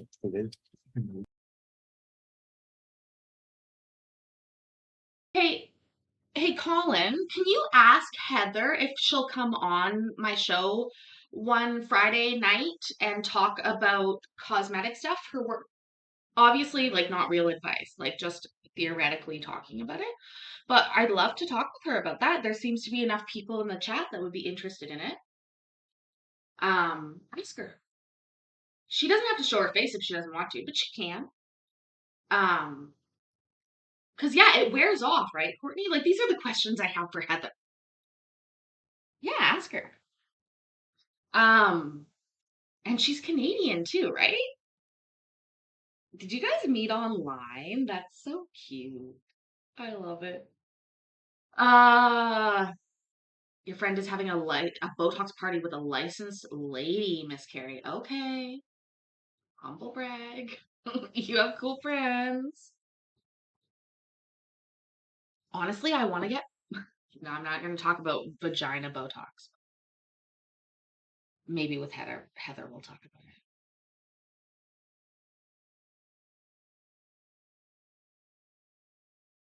Yes, all dates that I've suggested, I'm going to be personally present in court. So I will be there. Okay. All right, thank you. Just read the court.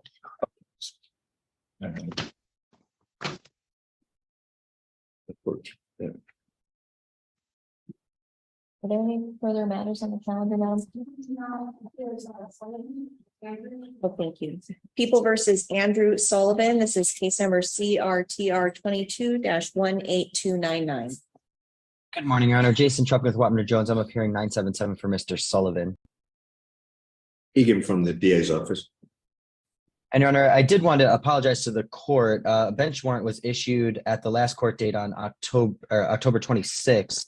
I did try to log on Zoom at around 10:15. I did not realize that the court calendar was that short, so I did miss the calendar on that day. But I am here now. We did continue it because the people did not have the opportunity to object to Mr. Sullivan being admitted into VA diversion or military diversion. So that is the purpose of why we're here today. So the court will note that on the last hearing, the court had issued and held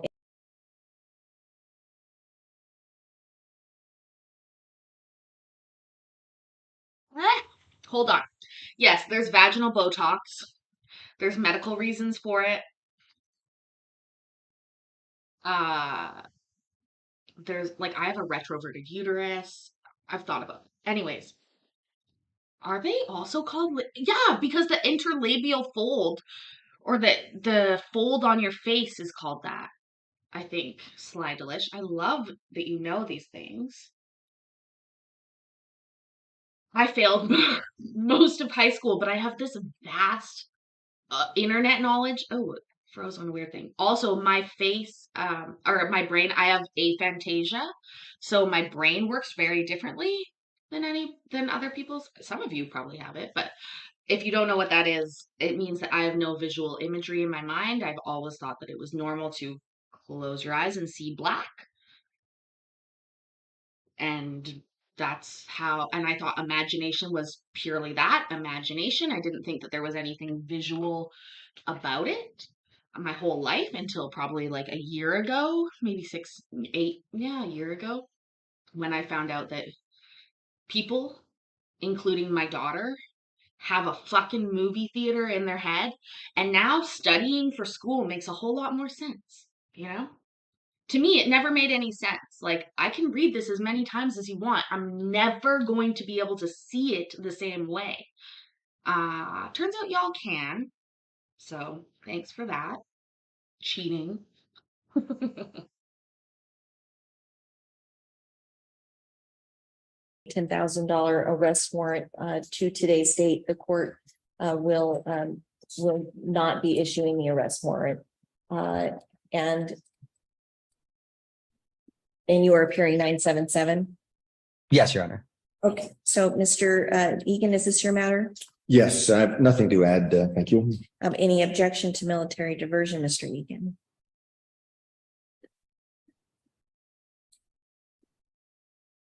Well, Judge, I did see the minute order, and I was trying to locate in the defense paperwork something that shows the connection between the DUI and the military aspect of the case. In other words, did one cause the other? And I went through the court file, and I did not see any connection from an expert. Could I ask Mr. Washington's assistant? Oh my God, cellulite yoga pants. I've heard of this. So you can visualize in 3D, like you can turn objects over in your brain and figure out how to 2D flat pattern pieces will look on a body. Okay, here's the thing, right? I do believe that you guys, that's a crazy skill to be able to visualize things in your mind, regardless of like how advanced it is or not. What I want you to understand though is that like so I guess so you know when they talk about like the body language people talk about when people are remembering like what they can do or remembering something from their past, like for me none of that is the same. I don't look anywhere to see. There's nothing to be seen. It's all black, always in my mind. I don't dream visually. I dream the same way I have memories. So like if I was to think of my daughter, there's no picture. I can tell you her eyes are blue because I know for a fact her eyes are blue. Like when I learn people's eye color, I learn it. I don't ever see it again unless I'm looking at them. But I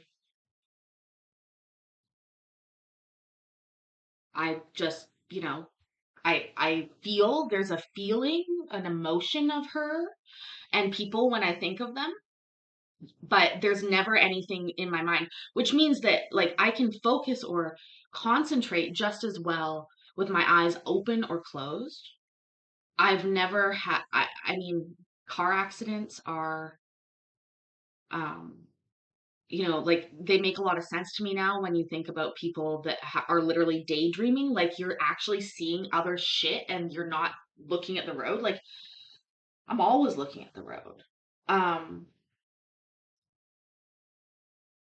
Again, I've always gone to sleep and then just woke up the next day. Usually I don't remember any dreams. If I have them, they're just sort of auditory memories. But again, also audibly in my memory. Oh, this one sucks. I learned this is not normal either, but when I hear a song in my head, you know how you can hear a song in your head? It's in my voice. Apparently other people can hear like the real song, like in the singer's voice. But for me, it's like this version of me singing the song. And yeah. Also, I have a friend who's a teacher and she is also has aphantasia. So she doesn't have any visual imagery as well. And she has started doing an exercise with her students. So, and I'll look at Iowa's question in a second. Um, so what she does is she guides people through a visual imagery like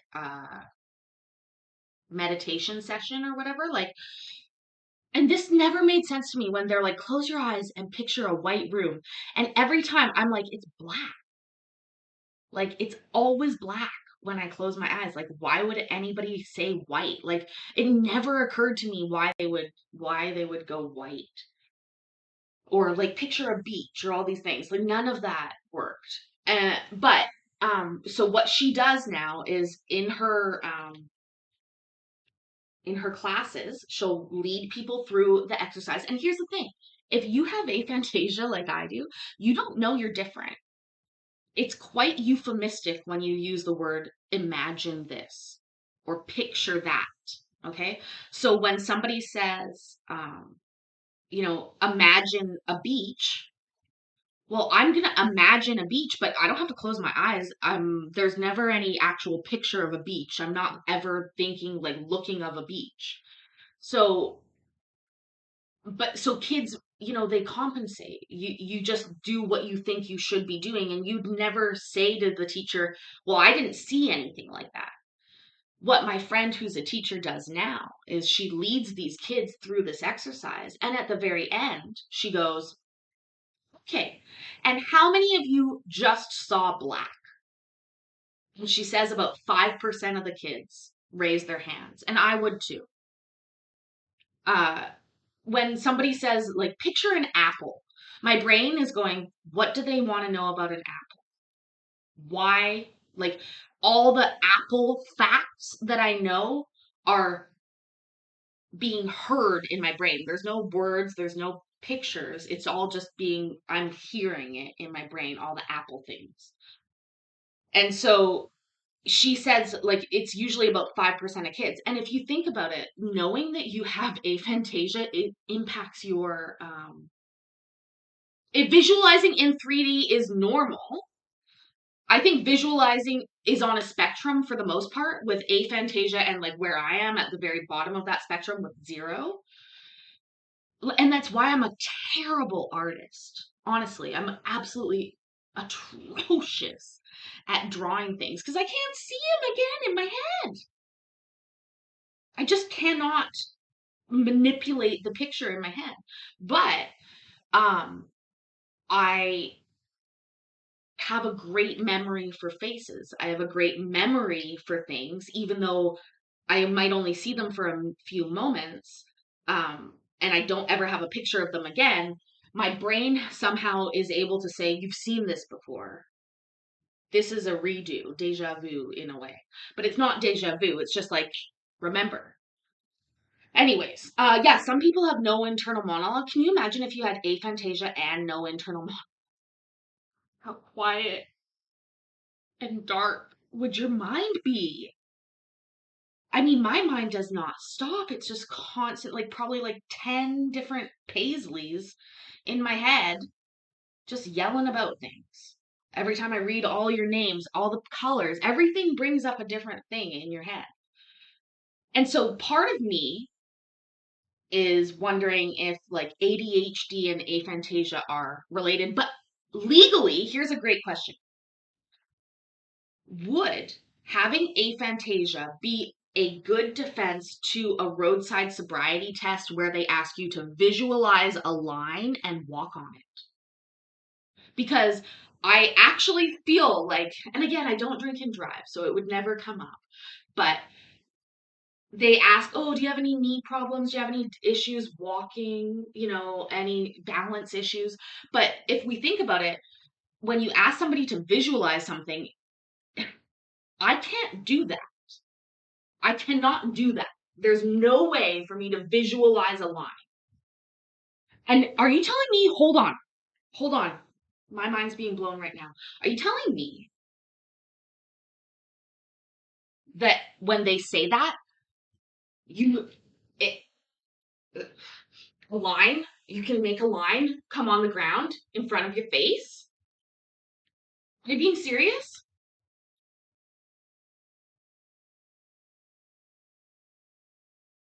Like, again, it's so difficult for me to move beyond visualize, imagine, pretend. Like they're synonymous in a way because they're all the same to me.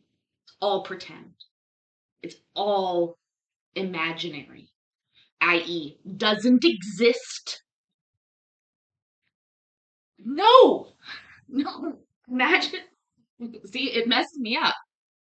And here's the other thing. When you explain this to other people that have aphantasia, they think you're insane for saying that people think that people have pictures in their head. Okay? I've tried to explain this to a few people that have aphantasia, and they actually asked me if I needed to get psychiatric help. They were like, Paisley, people don't have pictures in their minds. I'm like, they do. They're telling me they do. You do, right? Like my daughter told me she did. You do, right?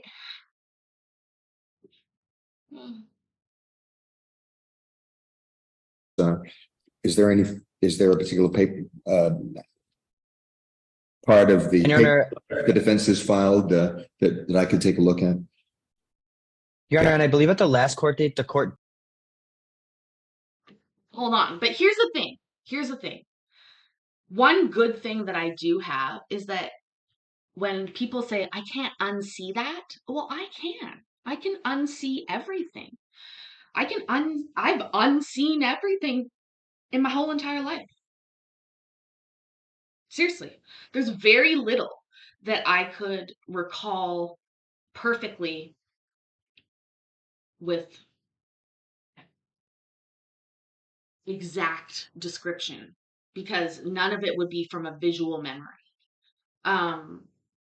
But like that's why I used to think I would be a really good 911 dispatcher because what people are saying is not popping up in my head as a visual image. I'm just like processing and dealing. Like there's never any imagery that comes to it.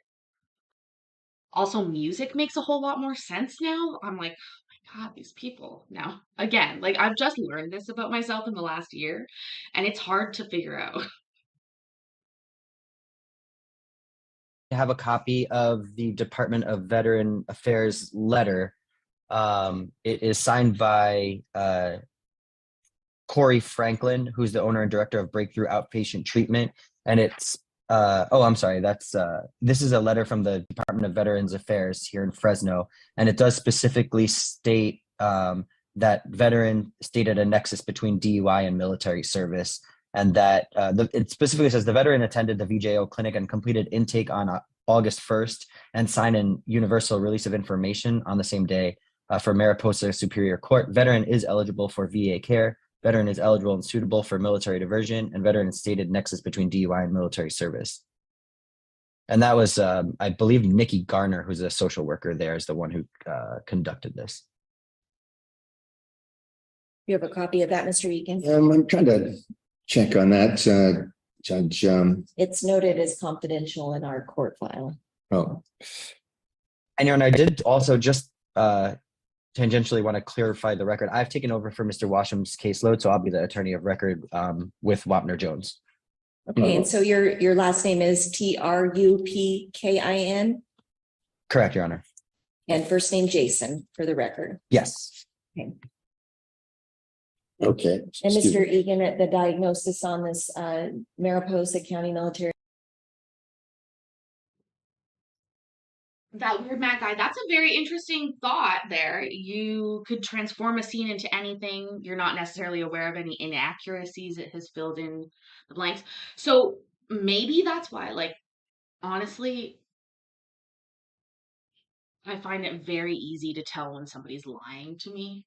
Like, it's just glaringly obvious to me when somebody lies and certain different mannerisms, and I'm not sure if it's because of that, because my brain's not thinking, like, the picture that somebody paints when they're lying to you doesn't get painted for me, and so I'm just sort of waiting.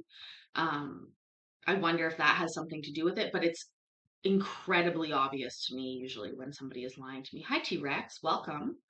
We're having a talk. I've, every couple months now since I've learned about aphantasia, I remember about it and sort of have a sad moment to think about, like, oh, this is why I take fucking 15,000 or 20,000 pictures, literally, and have them in my phone and look back at them, because some people have that ability in their mind to look at pictures. Like, wow, that's crazy to me. Misdemeanor diversion eligibility letter from the VA in Fresno states that the diagnosis is post-traumatic stress disorder.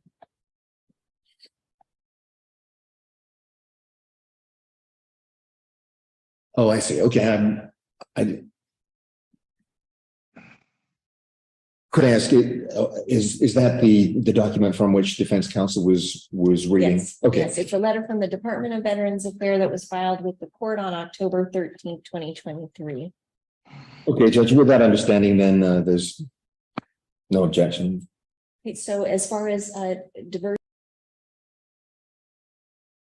Night Sly, thanks for coming by. Please make sure to come back again. Loved your additions to the conversation. I go live pretty much every day, so as long as you're subscribed, you should be able to come back. Appreciate it. Mayor, you're having one more smoke and crashing out. Understand. I don't know where we'll go after this. It's been almost 2 hours, but that's like, you know,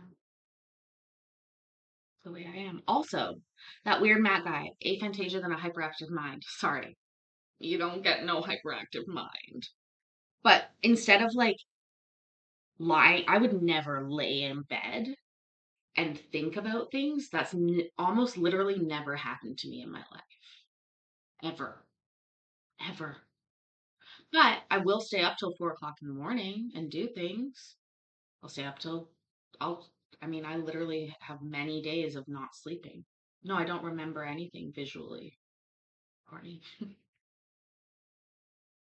I don't have, I remember things, but I don't remember them visually. Like I can visualize them with my, like, theoretically, I guess you would say, but it's not a picture. Like I remember, like I have a very good recollection of directions and roads traveled. Like if I've been on a road before, I'll be like, I've been on this road before, and I'll know that, but I would never be able to describe it necessarily to you. Um, but again, so like sleep has never been an issue for me, thank God, and I appreciate that very much. But I can just, and people hate this about me, but I can lie down and go to sleep anywhere, anytime, if I want. It's never been a problem. Um, but I also have a very different relationship with sleep than a lot of people do. I don't think it's something that has to happen every day. I don't think it's something that I should dictate with a bedtime necessarily. I don't. I just listen to my body in a way and do it that way. So I don't ever feel either sleep deprived or like deprived of life because I'm sleeping. That's how I used to feel a lot. And that's what made me sort of take that stance. Like when I used to think like, oh, you have to go to, like when I was a child and I had a bedtime. I hated that. I never wanted to sleep. I could get up in the morning. It wasn't a matter of being tired. It was just that like society wanted sleep for children. They want 8 to 10 hours of sleep for children. Well, not all children need that. I know most of them do, but um you have to like you just have to get to the point where you recognize that sleep is very personal and each person requires different things. So, Matt, you say you can't not think about things. You often have to put something on to listen to so your mind concentrates on that. So, I'm not saying that I would call that rumination, and that's part of my ADHD. Listen, regardless if I can see it or not, still remember every embarrassing event that's ever happened in my life, and sometimes I ruminate on them. I don't tend to ruminate on like while I'm sleeping. Maybe this is because I often sleep on the couch and I fall asleep doing things when I'm tired. So there's not a lot of bedtime routine, and I know everybody on the internet, it's like you need a bedtime routine. Your children need one, you need one. It's like gonna make your life better. But I just really resisted that, and I find that instead, I can't tell you what time of day I ruminate about the horrible things that have gone on in my life. They're not visually ruminating, but my brain, like, I guess it's audible as you figured out. Like, it's just my brain being like, remember that time when you said this? And that person looked at you like that? And you're like, oh. Hey, and cellulite yoga pants. Kids do need bedtimes. I don't disagree with that. And my daughter needed and had a bedtime as well. However, this is the difference. When my daughter was younger, what I did was put her into a sleep conducive room, no screens, um, you know, darkened room after a bath, all this different kind of stuff. But I didn't force sleep upon her. I let her read books until I just allowed that to be, like if she's moving around in that room, that's okay. That's her doing her thing. And as a child, like my mom took the light bulb out of my room because I used to like to read late at night. And again, I think everybody's different. To me, it's very, very indicative how a child gets up in the morning to how they're doing at night. If you have to wake that child by shaking them or rousing them and then urge them to get dressed, cajole them to eat, well, yeah, that child, there's something wrong there. You need to help them sleep more. If you wake up in the morning tired and angry that your kid was up all night, but that kid is already up, happy, dressed, ready for school, maybe the problem's with you and your sleep needs as opposed to the child and their sleep needs, because it seems like they're doing okay and it's you that has the problem. And that's where I think this disconnect is, because parents and children absolutely have different sleep needs. There would be no reason they wouldn't. And so there's often this mismatch between parents and kids about who needs more. So maybe the parent needs that child to nap, but in fact the child does not need to nap or sleep. And I think that is actually more explanatory of the issues as opposed to kids need, more, like it needs to be stricter bedtime or more sleep. What you often find is a parent that is a sleep hungry person, what I would describe as somebody who needs a lot of sleep, whose life is improved when they sleep more, whose life is worse when they don't sleep more. And that's okay. Like, if that's the reality of it, then please get your sleep. But, like, for somebody like me, when I was 20 years old and I had a baby, you can bet your bottom dollar I fucking do not need 10 hours of sleep and to not spend time with my baby. Like, no, that's just not the way that was. And my ex-husband, however, needed sleep, like uninterrupted sleep. I found that to be annoying. But again, that's a mismatch between him and I, not between him and him necessarily. Maybe that's the right sleep for him, you know? Um, Again, I really think that parents sometimes set expectations to where they think they should be based on nowadays TikTok, YouTube, all the Instagram shorts or whatever. But back in my, oh my God, did I just say back in my day? Oh, now I feel like I've been on a bit of a rant. Back in my day, oh God, kids, it was playgroup. You went to a playgroup. There was some online forums that you read and you're like, wow, these ladies are really, really on it. But back in the day, like we would go to playgroups and these people would be like, I gotta go for nap time. And I'm like, you gotta go where? And they're like, we gotta go home. It's time for Atlas's nap. And I'm like, oh, okay. Why is it so important? We're eating lunch. Like, why can't we just finish eating lunch? And some people are just fucking, dead on it. Like, if I don't get Atlas to his ambient noise machine, humidifier, and sleep sack soon, the whole fucking afternoon's gonna be ruined. I'm not gonna get a fucking thing done. I need him to sleep. And I would be like, oh, see you later. And like me and my kid we had a different relationship with sleep and with time, I guess. But Atlas went off to sleep. Anyways, let's finish off this court as I've been talking all night. Let's finish off this court, see where we go. I gotta go potty. I'll be back. Is concerned, I don't have any further reports as to status. The last letter that I have from Ms. Garner from Breakthroughs Outpatient Treatment, and indicated that he was active and positive in participation. It was dated November 12th. It stated if he attends as scheduled, he should complete the program on or about October 24th, 2023.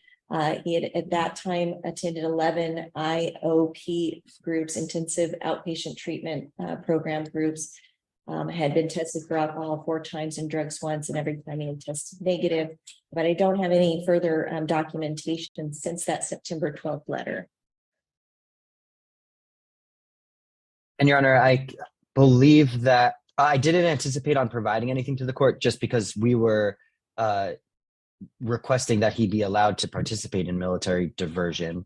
And so I believe we could set another review and then provide the court with an update at that time. Any objections to that, Mr. Egan? No, Judge. And the court will note also in looking at previous orders from the minute order, October 16th, that was heard by Judge Figaldi. It stated court will grant military diversion absent good cause. I haven't heard any good cause presented by the people to not grant military diversion. So the court will grant military diversion as indicated on October 16th, 2023. I would like to set it for review and have additional documentation submitted to the court. So Mr. Egan, when would you like to set this out for review?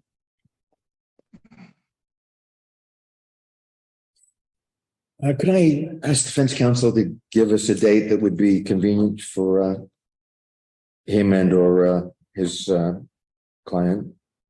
And then, Your Honor, does the court have a preferred day of the week? And I can pick any week in maybe January.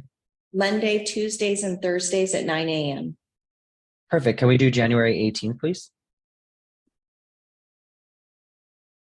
So Yes, that would be fine, Judge. Okay, so the court will set pre. Okay, guys, I have a question for you. Do we want to continue? I have some sad court that I think we could watch together. Or we can just end. It's up to you. I sort of want to watch it. It's a new docket. It's a juvenile docket, but I think it's extra sad. So let me know in the chat if you'd rather stay and watch some more, or if you're done, you're like, go away, Paisley. Go leave.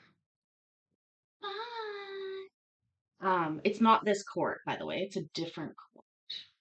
Let's watch something else. This channel is pretty boring. Yeah. I'm cool. Hoping you mean the court channel. Not my channel. Yeah, this one will be over in 1 minute, and then I will switch over. I think one person is enough. Cellulite yoga pants, you matter. Good night, Mayor.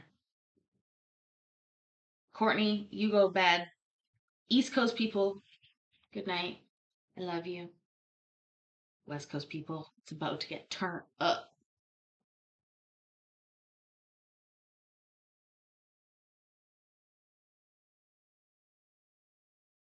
Trial and review for January 18th at 9 a.m. And I'm assuming time continues to be waived, Mr. Turpin. Yes, Your Honor. Anything further in this matter, Mr. Egan? No, thank you. Okay, anything further? No, thank you, Your Honor. Okay, thank you. Madam Clerk, does that conclude the calendar? Okay, thank you, Mr. Squalia. Thank you, Mr. Turpin. Thank you, Your Honor. Thank you.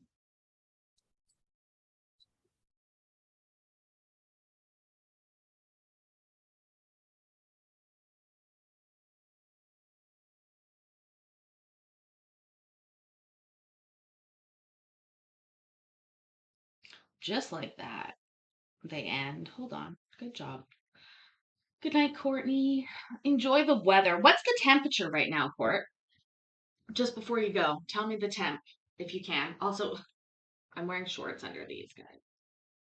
Just in case. YouTube daddy. I'm looking at my temperature right now. That's why I wanted to share. I hope that my microphone is working. It is. It's 48 degrees, but feels like 45. 45. 75, but it was 90. Oh. Florida, dear Florida. It's me, Paisley. Will you take me back? Oh my god, look at this. Literally. Oh, the next fucking. It's just literally rain on the screen. Rain's coming down on the screen. 90.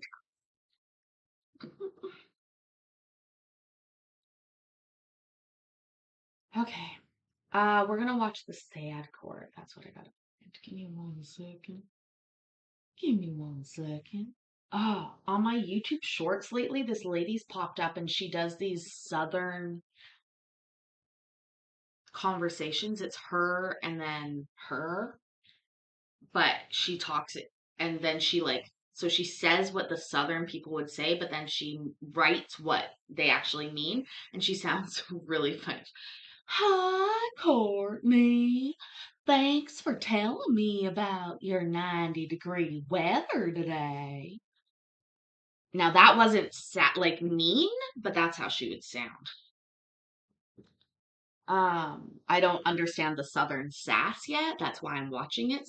For some reason bless your heart. Yeah, she says that quite a bit. Bless your heart. Oh. Night, Vicky. Lurking till you're sleeping, not slurping. Look at my face, too. Okay, come on. Come on, Paisley. Come on, Paisley.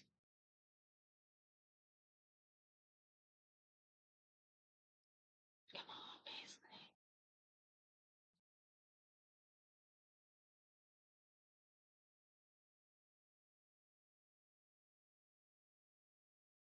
file 22223. We're on record today for a review hearing as it relates to Alexia Rowe and Trevon Rowe. There are also some outstanding issues as it relates to two children.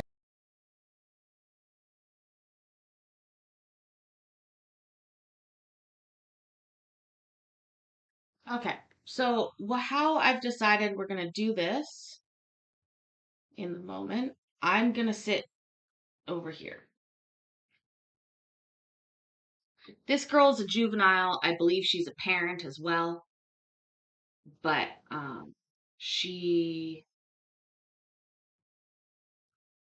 just don't want her blasted out there. We don't need it. We don't need it. This is not what I'm gonna do. So I'm just gonna sit over here and cover that up. But that's who they're talking about. And I believe she, underneath me, is a mother.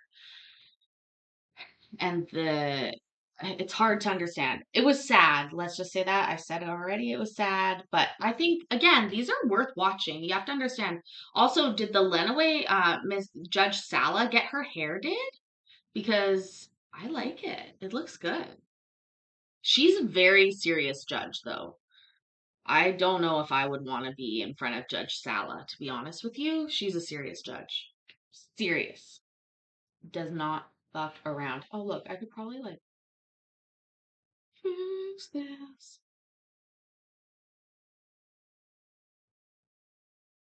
Like that. And then put me like that.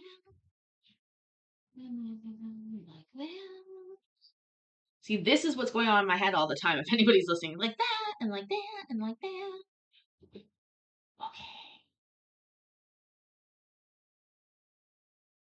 Okay. Of Darnell Edwards, who is not a respondent, but his children are still under the jurisdiction of the court. And I look forward to the updates. I would also note we did have a bench conference, and the attorneys are welcome to make any comments that they may wish to about that after appearances. Lee Heiss, lawyer guardian ad litem. Nastasia Thomas, counsel for the department. Ms. Madrid. Francesca Madrid, foster care worker from Fostering Solutions. Tamiris Hennigan on behalf of Darnell Edwards. Good afternoon, Ariel Berger here on behalf of Father Trevon Rowe. And Mr. Rowe, do we have you with us? Yes, ma'am. Okay, great. Michael McFarland representing Alexia Rowe. Ms. Rowe, please introduce yourself. I'm Alexia Rowe. Thank you. Thank you. All right. As it relates to your claim, Ms. Hennigan, would you like to update the record? Yes, Your Honor, thank you. I was just able to contact my client. He was at work today. He answered the phone when I called KCC and he indicated that he is leaving right then. So I'm expecting him here within the next 5 minutes. Thank you. Were you able to meet with him as ordered at the last hearing? Your Honor, I was not able to meet with him. He scheduled an appointment to meet with me on October 27th so I could guide him through completing the final form that he needed. And he did not come to his appointment with me on the 27th. And I had not heard from him since until I just spoke with him. Thank you. I would note the order issued October 24th does indicate the adjournment was to allow Darnell Edwards to complete custody paperwork and file the same, and that must be done by 11/8/23 or show cause will be held. So we'll re-advise him of that when he gets here and go from there. Any other comments about the sidebar while we're at it, Ms. Hennigan? No, Your Honor. Mr. McFarland? No, Your Honor. Ms. Berger? Nothing to add, Judge. Thank you. Ms. Thomas? Nothing to add. Thank you. Ms. Heiss? No, thank you. All right, here we are over at Ms. Heiss. Why don't we have your report, please? Thank you, Your Honor. I visited with the children face to face. The older two were in the care of their father, where they've been stabilized. Some nice things to report is that the little boy, Jay, well, he doesn't have the right last name yet. Anyway, I hope to get to that because we've got one child stuck with the wrong name. Anyway, last name. He participated in honors choir. And boy, did he do a great job. So it's really good to see that the family has made a commitment to getting him to those practices, that his grades were good enough, his behavior was good enough to do that. So the children's needs seem to be met at that placement. Custody if the dad were to establish custody, that would reduce the risk of harm to those children, where maybe we could let go of jurisdiction, but dad hasn't been able to accomplish that. The little two, I visited them at their grandmother's house. Now, Mr. Rowe is in Florida, and he has been coming up to visit his daughter. He's been spending, it's all going very well. He's doing everything that I can think of that he could do. Danny is very happy to know her dad and feels special that she might get to go live there. I don't know if the agency is thinking maybe over the Christmas holidays a transition would be made, but that leaves the littlest one with her current placement, where she is very well bonded, very child-centered home, and the older children are visiting the younger children from time to time, and they all miss their mother, but they know that she has work to do, and that she's not going to be available to them for the time being, and other folks are meeting their needs at this time. Thank you. Testimony today, Ms. Thomas. Thank you, Honor. If Ms. Madrid can be sworn. Ms. Madrid, come on up for a witness stand. You swear or affirm to tell the truth, the whole truth, and nothing but the truth, so help you God? Yes.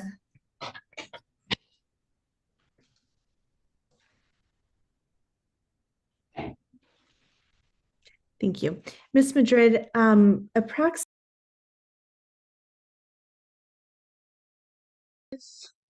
two dads. She is so sad.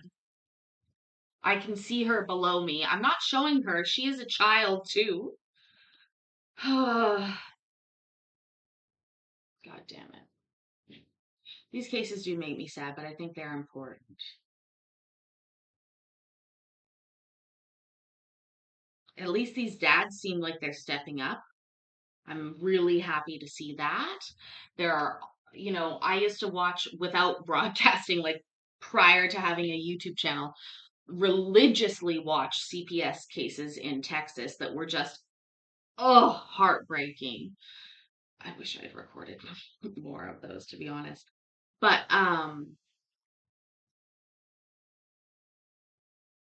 dads don't always show up. Moms don't always show up. People don't always show up. So when they do, I like to give kudos. And yes, that is Mr. T. You guys are funny. 3 weeks ago, you provided a court report and had some attachments on that court report. And from your cover page, looks like they were just the case service plans. Is that correct? Are there any, since the last hearing, we were also waiting to hear back from ICPC, and I think May results, if I'm not mistaken, or So ICPC stands for Interstate Compact.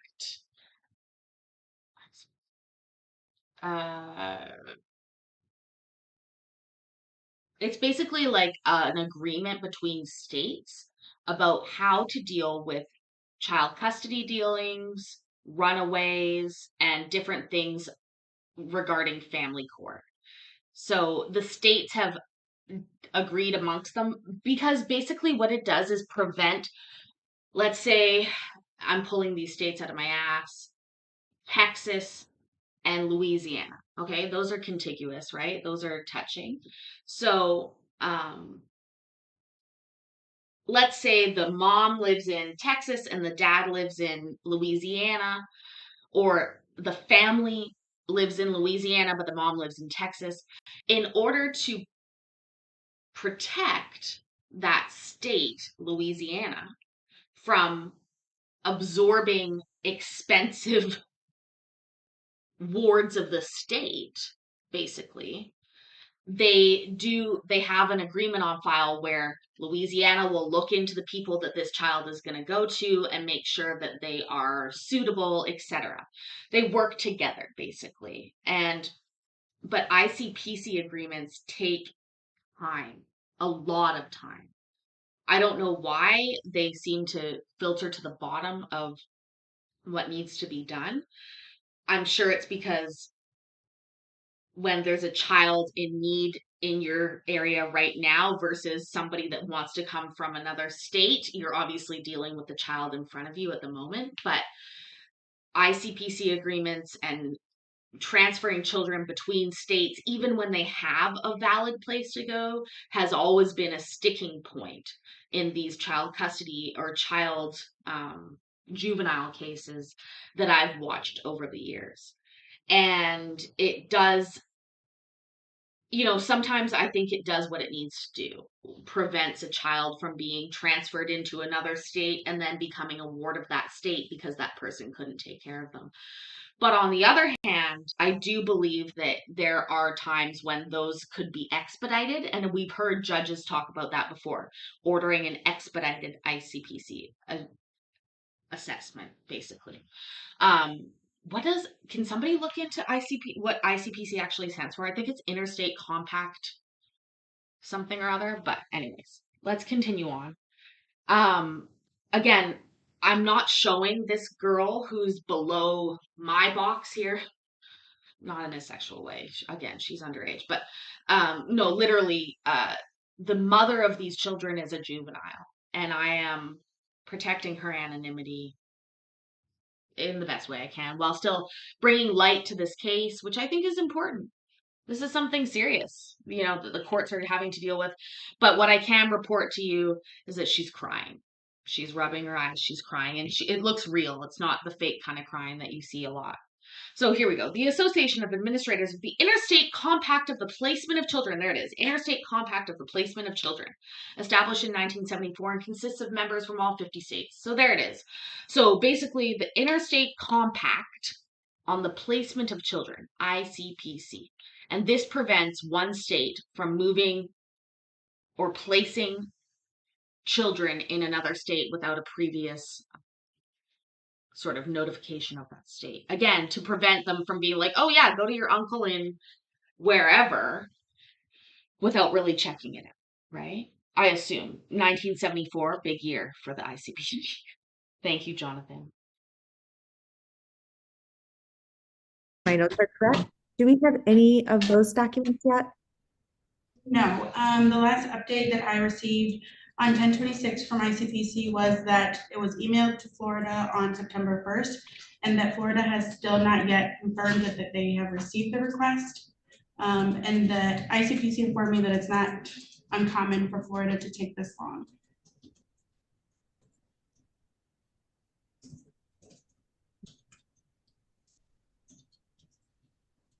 Sorry, just trying to update my notes on that point to make sure we can address it at our next hearing. All right, thank you. And then as relates to DNA. Yes, so the child was tested on September 22nd and dad was tested on September 5th. I did ask for an update after a court hearing on 10/24 and the results were still not in. DHS is helping me with that and trying to get the results. As of most recently this morning, I still had nothing. Okay, thank you so much for that update. At this time, so it's a little bifurcated. We have one dad under jurisdiction and one dad not. So as relates to the two younger children, with Mr. Rowe is their legal father, correct? Yes. Okay. And what is the risk of harm to them being returned to his care and custody today? The only thing I'm waiting on is the ICPC request. I would say currently he is compliant with his pre-service plan and there is not a risk of harm.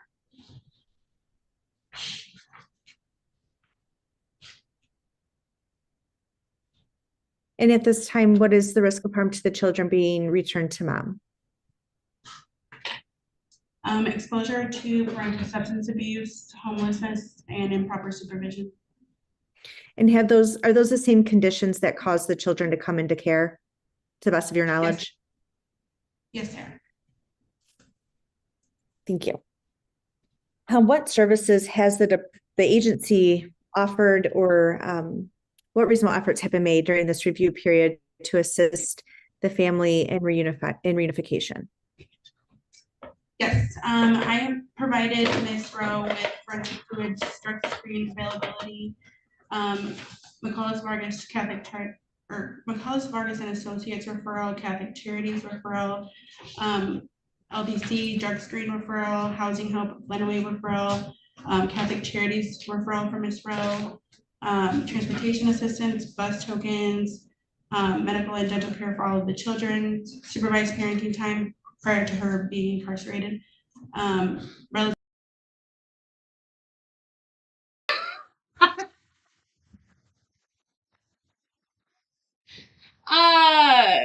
First of all, thank you, Colin, for being impressed with my knowledge. I appreciate that. Thank you, Mikey, for not being impressed with my knowledge. I also appreciate being humbled. And I love both of you. We do like to be educational. However my fucking brain works, sometimes I remember weird shit, believe me. Remain unimpressed. You're such a dick.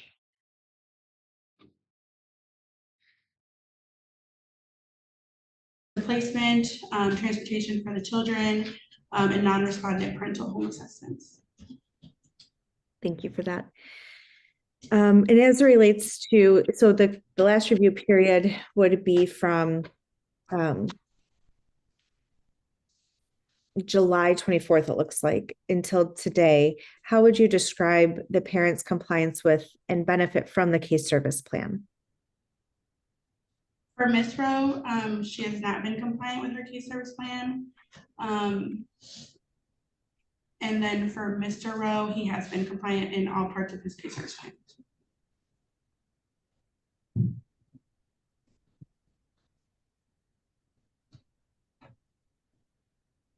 Miss Hyde. Oh, that weird Matt guy. Mikey's only impressed by the contents of his mirror, so don't worry. Well, who's standing beside him? Some hot girl, I imagine. Navarre's police videos, welcome.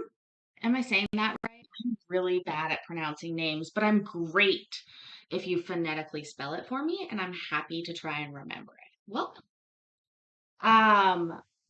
Yeah, Colin. Mikey calls his window his mirror, you guys. Also, yeah. Anyways, I love you all so much. Like I've said before, this is like the restaurant that all the chefs go to at night. This is like the channel where all the creators go to at night to hang out. And if you're cool, you hang out here too.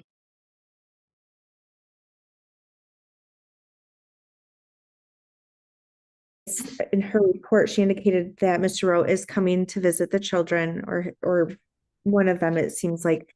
Can you just give us a little more information on that? Like how, if you are aware of the frequency or the duration or anything like that, or if there's any concerns? Yes, he's visited on a monthly basis since our last hearing. We moved to unsupervised visits. There haven't been any concerns. He does take both of the girls, not just D. And they have, shared time in the community. They have gone to the orchard. They do a lot of normacy activities. They have spent time with his family. And again, no concerns of the relative caregiver or anyone else.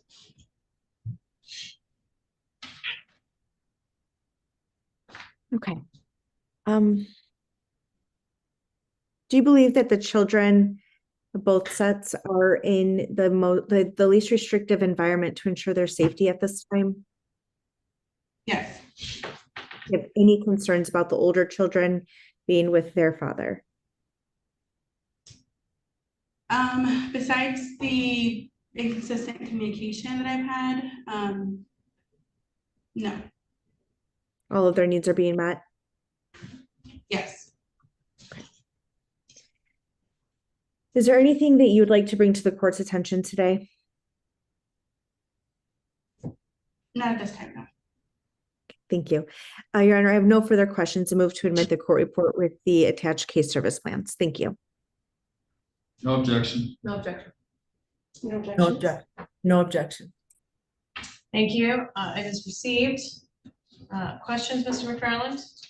What's my client's earliest release date from jail, if you know? I actually don't know. The last time we were here, she was given a PR bond, and then she went back to jail in 10/27. I know that she violated her bond conditions, so that was the last update that I got in from her probation officer.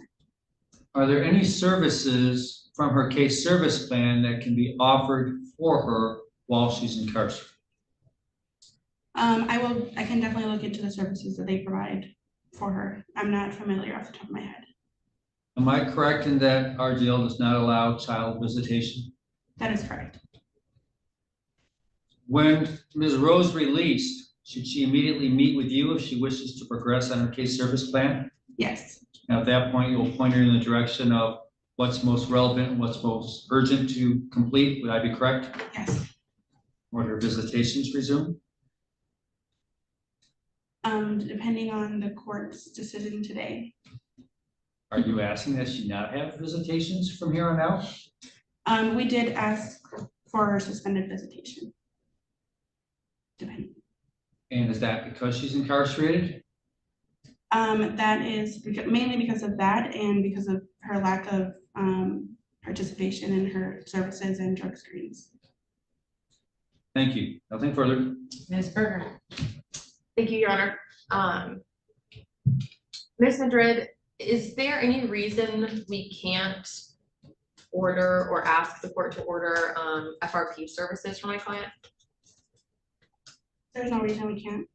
Do you know if that is able to be offered to him because he's so far away?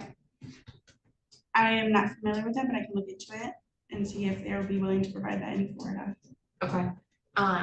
Is there a specific policy requiring approval of the ICPC study before we can ask for reunification?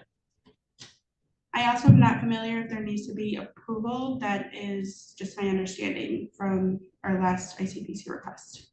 Okay. Okay. And at this point, you have no reason to, I guess, suspect that there would be any risk of harm for the children if they were reunified with my client? No. Thank you. No further questions. Any questions? All right, the record should reflect we have been joined by Mr. Darnell Edwards. Oh, sorry. Ms. Hannigan, did you need to talk with him? It's probably briefly, Your Honor. All right, feel free to step into the hallway. Do that. Ms. Heiss, did you have any questions for this witness? yes, I do. Now would be the time? Yes. Thank you. Ms. Madrid, if there is no risk of harm, then the children can be, I'm sorry, Danny would be cleared to move to Florida today?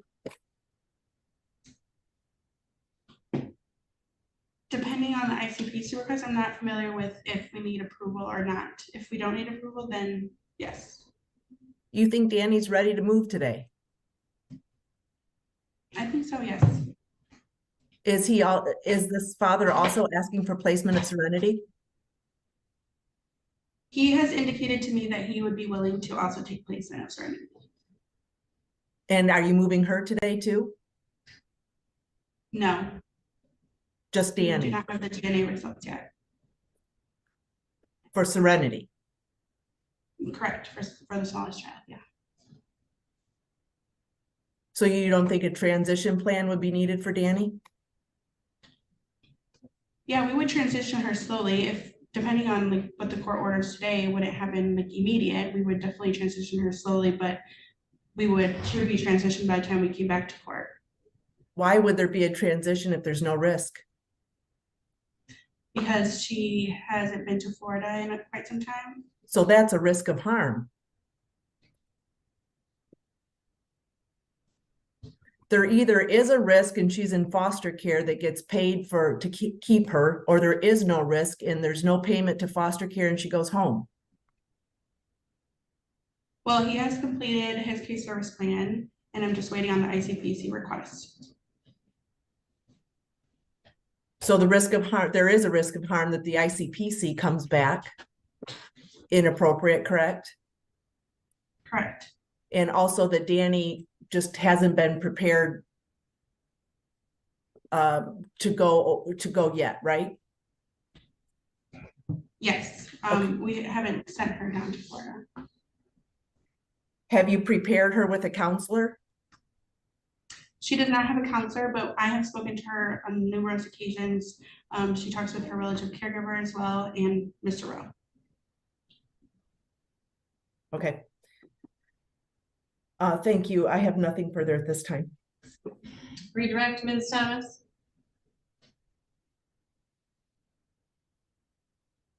No, Your Honor, thank you. Ms. Madrid, assuming Mr. Rowe is appropriate, and if he is willing to take both of the children that are both considered legally his right now, do we need to continue with the DNA investigation? Do you know what his position is? It was ordered by the court to do the DNA test, so that's what I did. But I don't believe we would need it because he is legal father. Well, what I'm asking is, do you know for sure whether or not he is willing to take both children? He has indicated to me, yes. Thank you. Questions based on my questions? Yes. No. All right, Ms. Heiss. Has Serenity been prepared to move placements?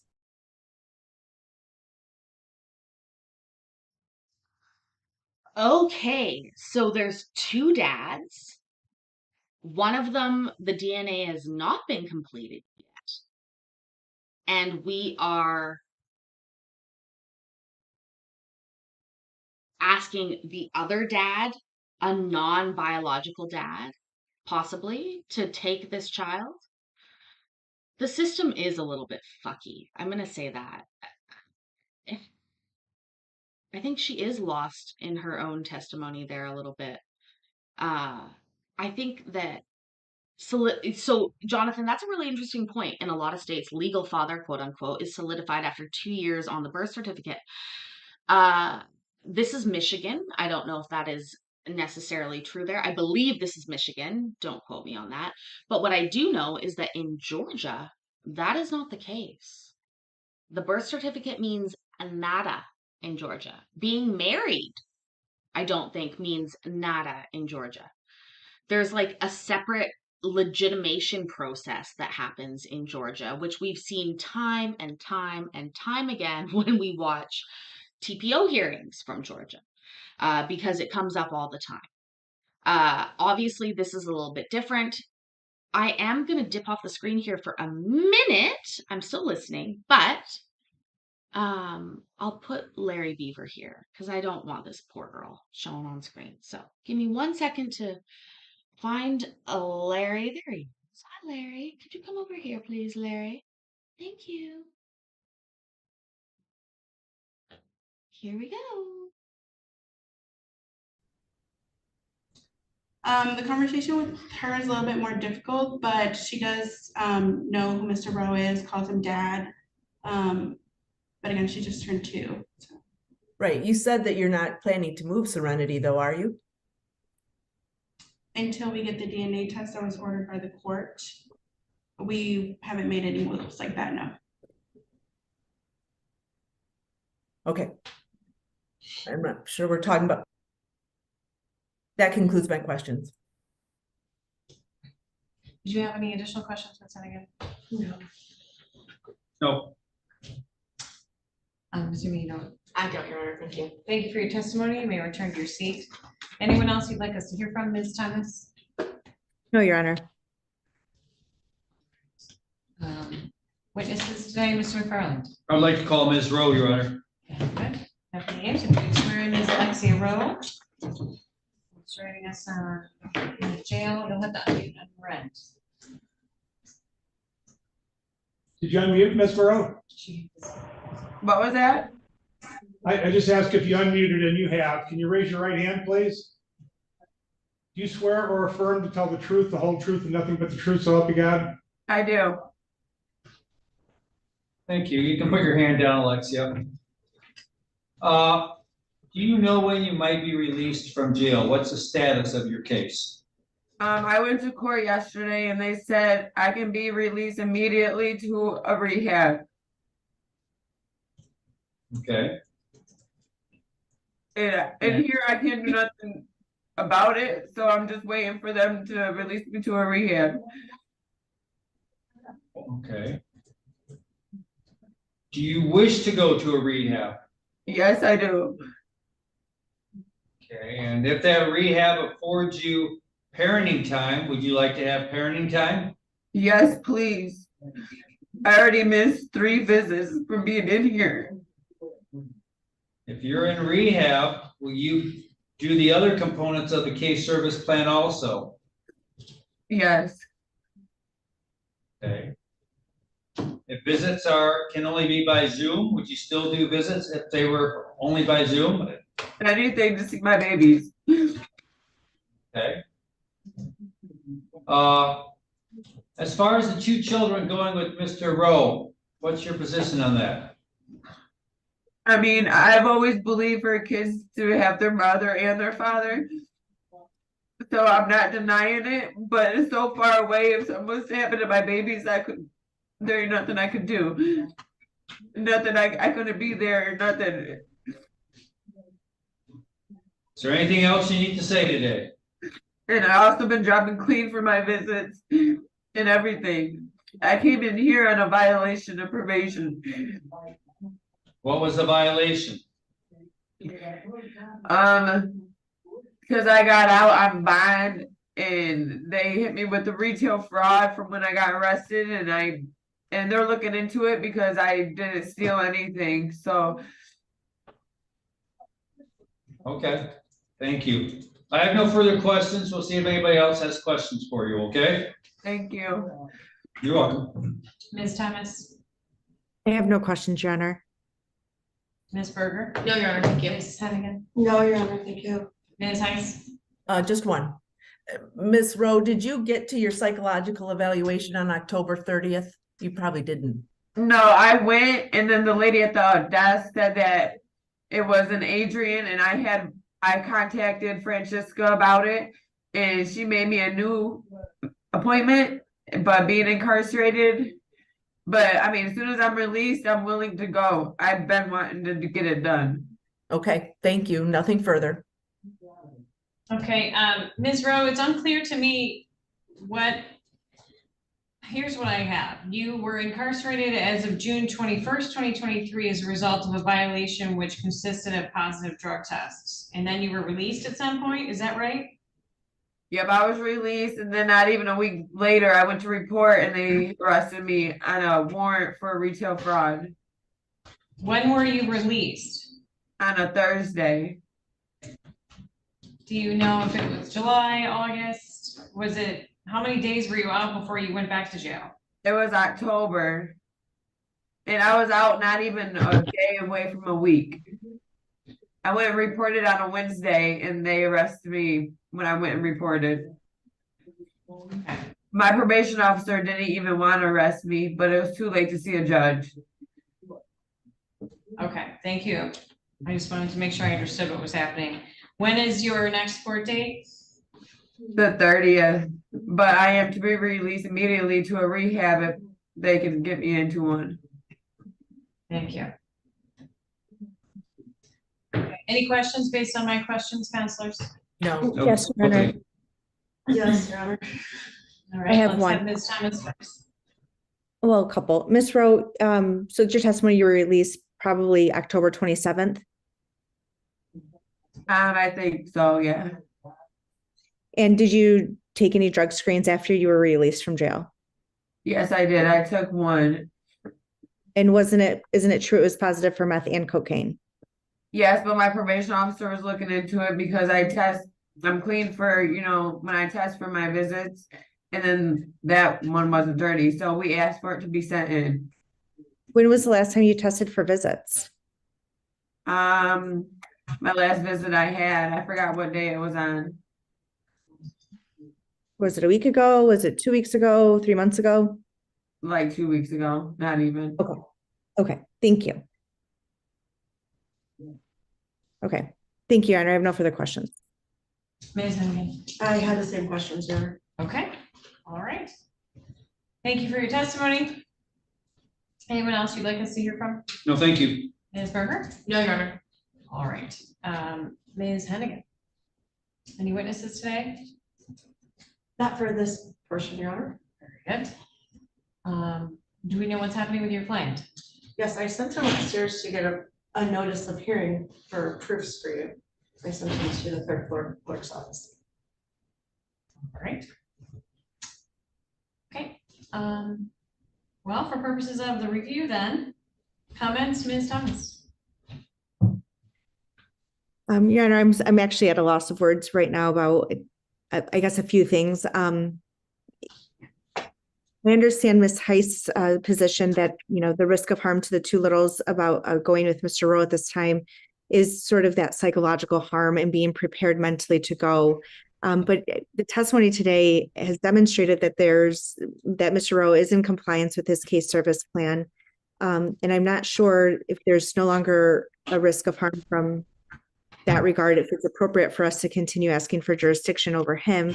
But I think that we run into the same problem as the older children, that we don't have custody orders in this case, that releasing these fathers entirely from the cases sort of defer to our case as a custody order. And I'm not sure if that offers the most stability and permanency for these children.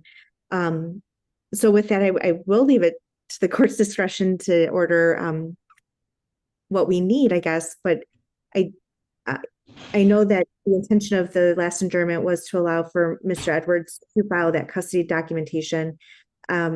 Given that he said he filed it, it seems that there's likely a notice of hearing. I'm going to request that maybe we again revisit that idea of a show cause, but I'm not going to move for that at this time. Thank you. Comments, Mr. McFarland? Well, Your Honor, my client is going to be entering into a inpatient rehab program.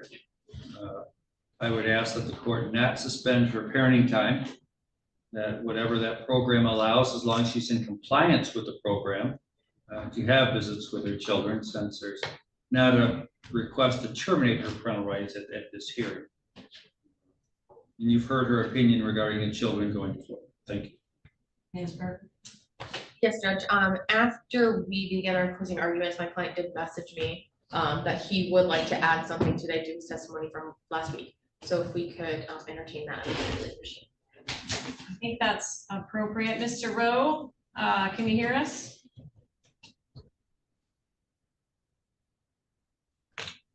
Mr. Trayvon Rowe, can you hear us? Are you still with us? I see you logged in.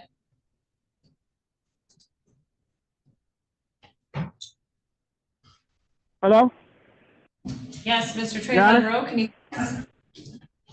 Yes, ma'am. Is this true? Okay. Deputy Ames, would you please swear in Mr. Trayvon Rowe?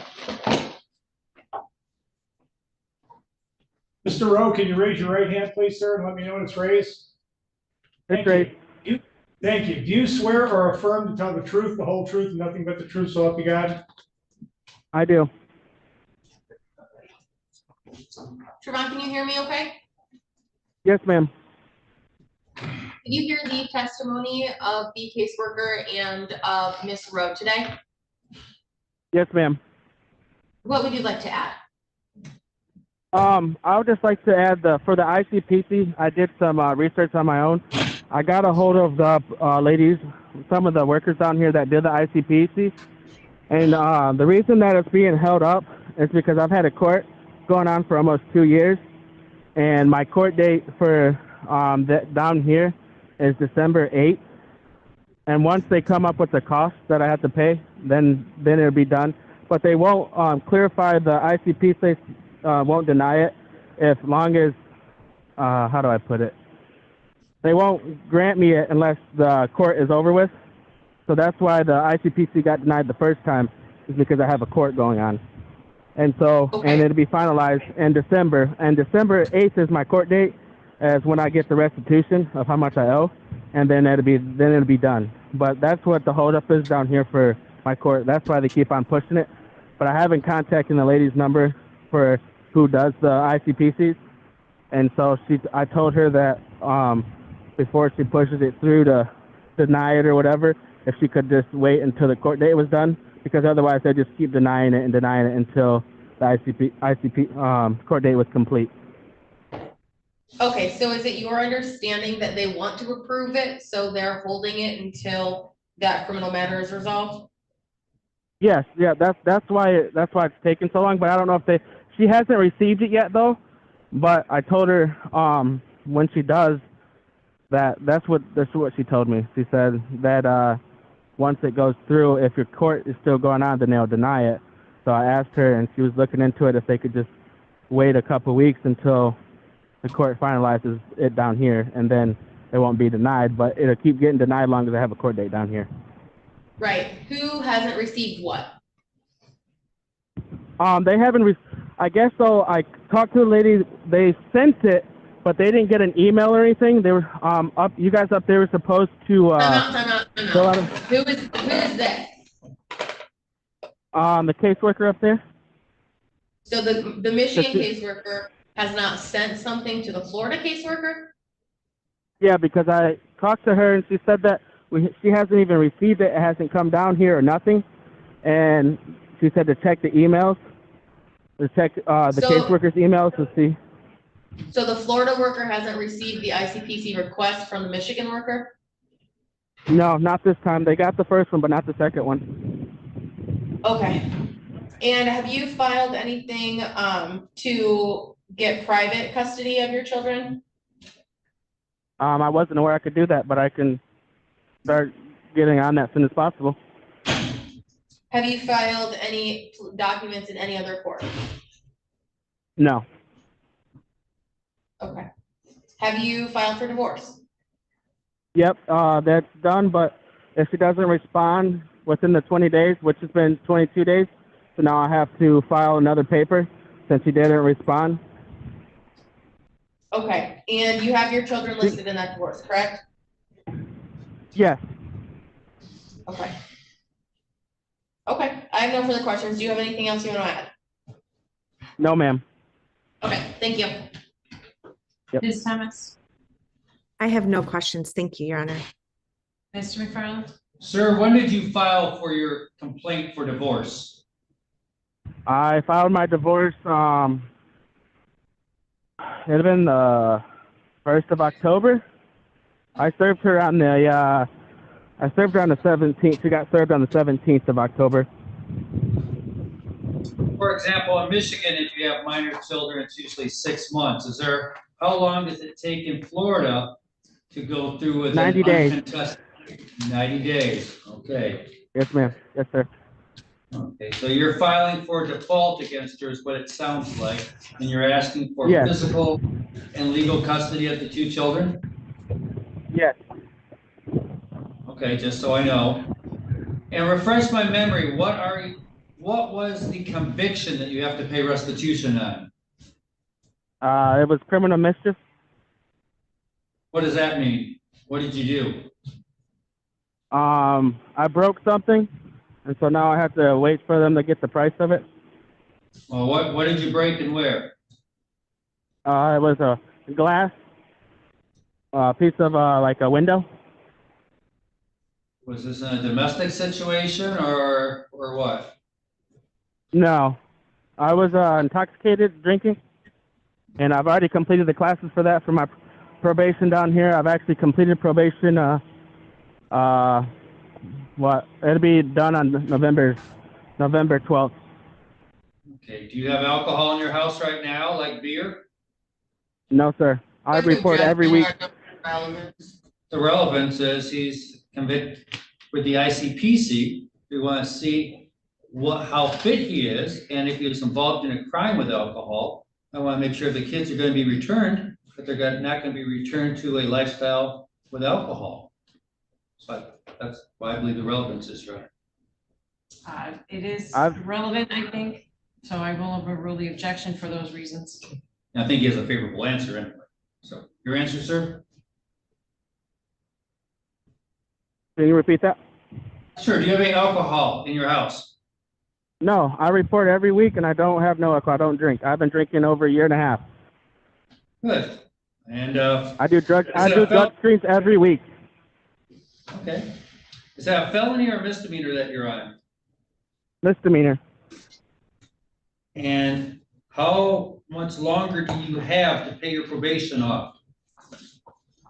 I'm prepared to pay it whenever. As soon as December's 8th comes, it's all getting paid. Your probation was for how many months or how many years? It was for 12 months. And it began when, just to see? Sometime November last year. Okay. November 12th is when it started. Nothing further, Your Honor. Any questions of this witness, Ms.? No, thank you, Your Honor. Mr. Rowe, you've been seeing Danny and you've been coming to Michigan to see the girls, right? Yes, ma'am. And have you participated in a DNA test for Serenity? Yes, ma'am. And you are the legal father because you're married to Serenity's mom, but are you wondering whether you're the biological father? I did a home DNA test, so I know I'm not. Okay. But so I'm aware. So if there, would you engage in some planning with this whole team, this whole case about whether Serenity goes with you or stays where she's at after the DNA test? Yes, ma'am. Yeah. And then do you think Danny's ready to come to you immediately? She cries every time. Wow. Did he just say that he did a home DNA test? He knows he's not the father and yet he's okay with it? Wow. Good job, my man. Also, good night, Mikey. I hope you have a good sleep. Tomorrow is Monday. What is that, Mini Chase Monday? Something good, I'm sure. Guys, make sure that you're subscribed to Credence and Mikey. I mean, the odds of you not being subscribed to that channel, I don't know. Also, Miss Carrie might have some advice for you tomorrow, Mikey, about promoting the channel. Seriously, thanks for stopping by, Mikey. I know you're on the East Coast. You get up early. You do all the court work. So thank you for gracing us with your presence. We appreciate it.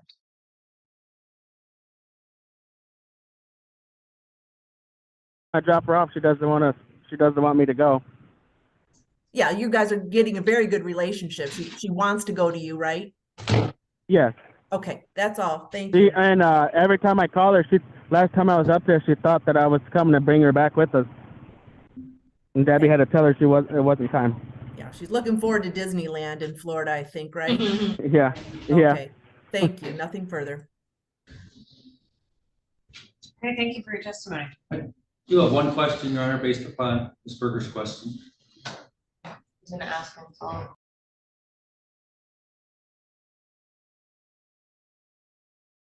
Good night, Miss Carrie. Thank you again for the gift and the PP. I appreciate that so much. 6 a.m. does come fast. Also, for some reason, I'm looking forward to Florida, but I'm not going to Florida, but I'm still looking forward to it. It's like a pipe dream down the road. Oh, can't wait. That's true. She didn't. What's your question, Mr. McFarland? Sir, well, your attorney asked you a question about Serenity. If she is not your biological child, do you still wish for her to come down as your legal father? I guess I'm confused about that. What I was saying, if there's an option for her to come down here to be with her sister, so at least there's Danny and Serenity together, then that'd be fine by me. Like, I don't have a problem. She's getting to know me. I spend time with her. I buy her stuff. I take her out when I go up there. So I don't have a problem with it at all. It's up to whatever you guys really want to do. Well, my question to you is, if she's not your biological child, do you still wish to remain in her life as her legal father and for her to be your legal child? That's my question. Absolutely. Thank you. Nothing further. Wow. Oh my gosh. I don't know if you can hear me clapping, but I know Jonathan already did it, but let's give another F in the chat for that gentleman. That absolute man of a man taking responsibility for this child that is not his. because he knows it's the right thing to do and he's doing the best he can. Wow. Thank you, sir, Mr. Rowe. Wow. Good fucking job. That's very impressive. Very, very impressive, especially when we have men that don't take responsibility for their own children, knowing that they're theirs, right? Or they get out of, and women too, who get out of child support, all these things. This is right here. Mr. Rowe, good job. Seriously. I don't often stop my live streams to compliment people on their actions in court.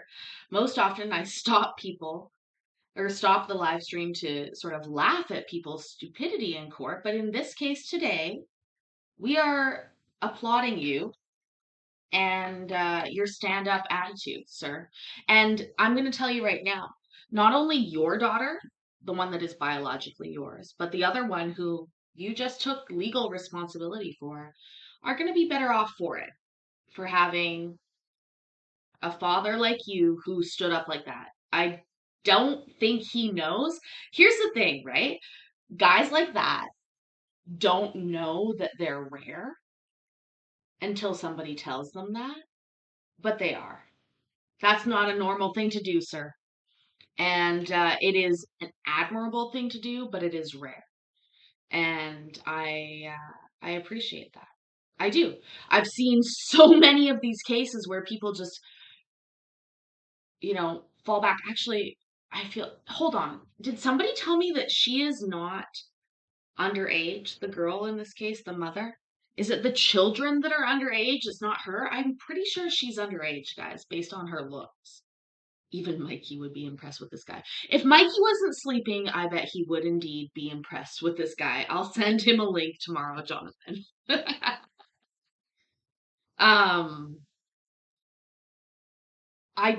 I think she's underage. I really do. I feel that. Mom isn't? Oh no. Well, I don't need to be here. I can be over here. Come over here, Paisley. Come over here. Come over here. And let's go back and rewatch her as she hears.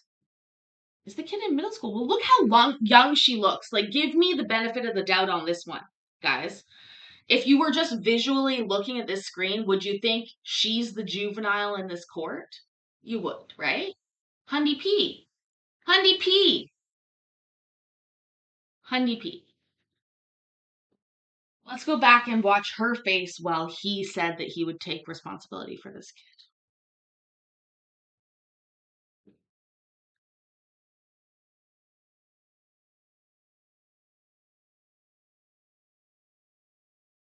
Goes with you or stays where she's at after the DNA test? Yes, ma'am. Yeah. And then do you think Danny's ready to come to you immediately? She cries every time I drop her off. She doesn't want me to go. Yeah, you guys are getting a very good relationship. She wants to go to you, right? Yes. Okay, that's all. Thank you. And every time I call her, last time I was up there, she thought that I was coming to bring her back with us. And Debbie had to tell her it wasn't time. Yeah, she's looking forward to Disneyland in Florida, I think, right? Yeah. Yeah. Okay. Thank you. Nothing further. Okay, thank you for your testimony. I do have one question, Your Honor, based upon Ms. Berger's question. I was gonna ask him follow-up questions. That's true, she didn't. What's your question, Mr. McFarland? Sir, well, your attorney asked you a question about Serenity. If she is not your biological child, do you still wish for her to come down as your legal father? I guess I'm confused about that. What I was saying, if there's an option for her to come down here to be with her sister, so at least there's Danny and Serenity together, then that'd be fine by me. Like, I don't have a problem. She's getting to know me.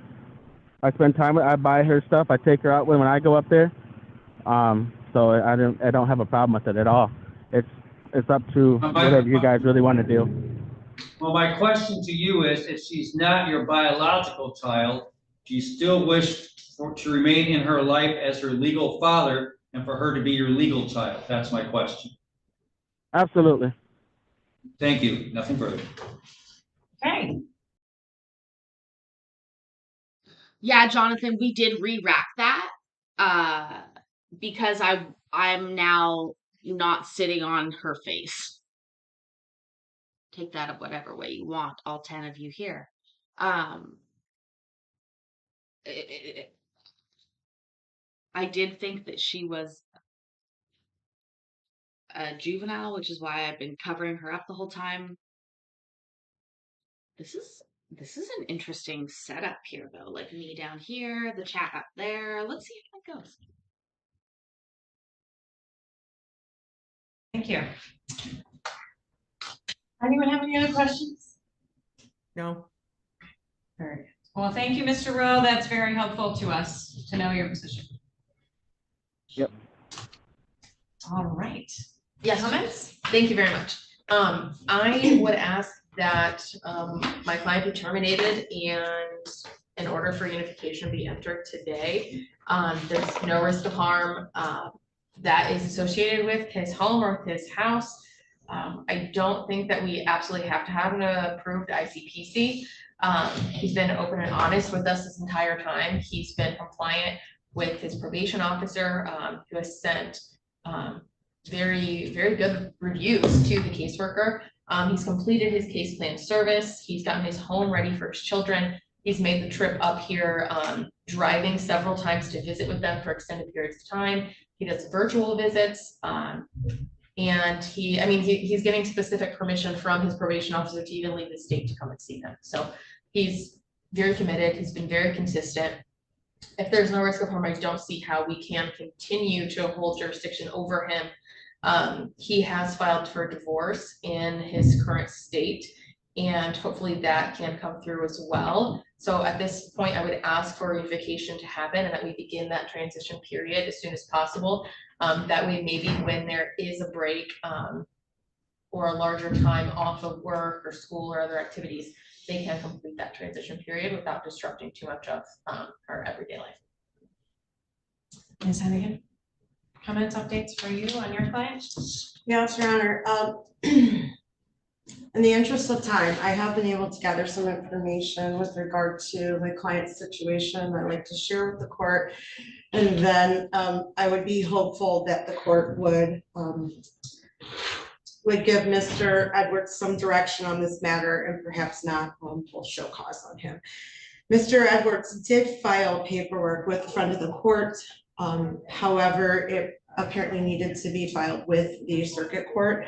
It was set for hearing for December 26th in front of the court as an intake, and there was a misunderstanding there. So when he went down to speak with them, he came back to me and gave me an extension to call. I did speak with them. They verified that information. So they're canceling the hearing that is scheduled for December 26th and have directed that he. Apologies to anybody just watching for the court. But that weird Matt guy raises a great point, which is weird. Back pain, pain. Uh-oh, that's one of our kinks. You're right, Matt. I am a total masochist. But there has to be love or caring involved. Like it's a two-sided coin that must be presented. It cannot just be pain or love, but it must be both in order for me to like it. For some reason, it's fucked up, dude. Even my therapist doesn't understand. I mean, she tries.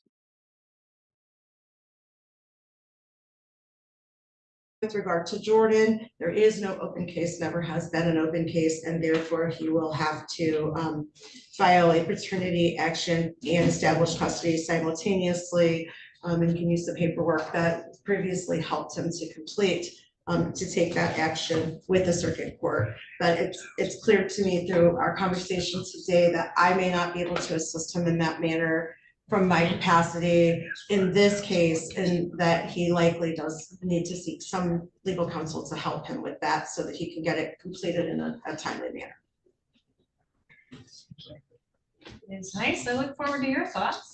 Thank you, Your Honor. Mr. Edwards has got an uphill battle because, you know, there was a case with Jordan and that other fellow was paying child support and he's the legal dad. And I do know it will get cleared up, but it is not an easy case. And Mr. Edwards is meeting the children's needs. That's we do need to know that their needs are being met, so that if we take the time that is needed to get this thing right, I think that would be appropriate. So those two children are in school here, they're doing well. With respect to the younger two, I really think we're not communicating well here today. I think that Mr. Rowe is intending to, if Serenity needs a home, but if we were to have a family meeting there, Serenity may be bonded and maybe better placed somewhere else if the DNA comes up differently. I don't think anyway. Mother's visits were sporadic and she missed visits and she wasn't screening and she's in jail. I would ask you to consider suspending those visits until she's released, so that we can, or at least when she gets into treatment, we can do a family team meeting, ask what the visit guidelines are, and petition the court to have that visit be supervised. Thank you. Your Honor, if I could add just a small bit just upon Mr. Rowe's testimony, since it was after my closing. Go ahead. Thank you.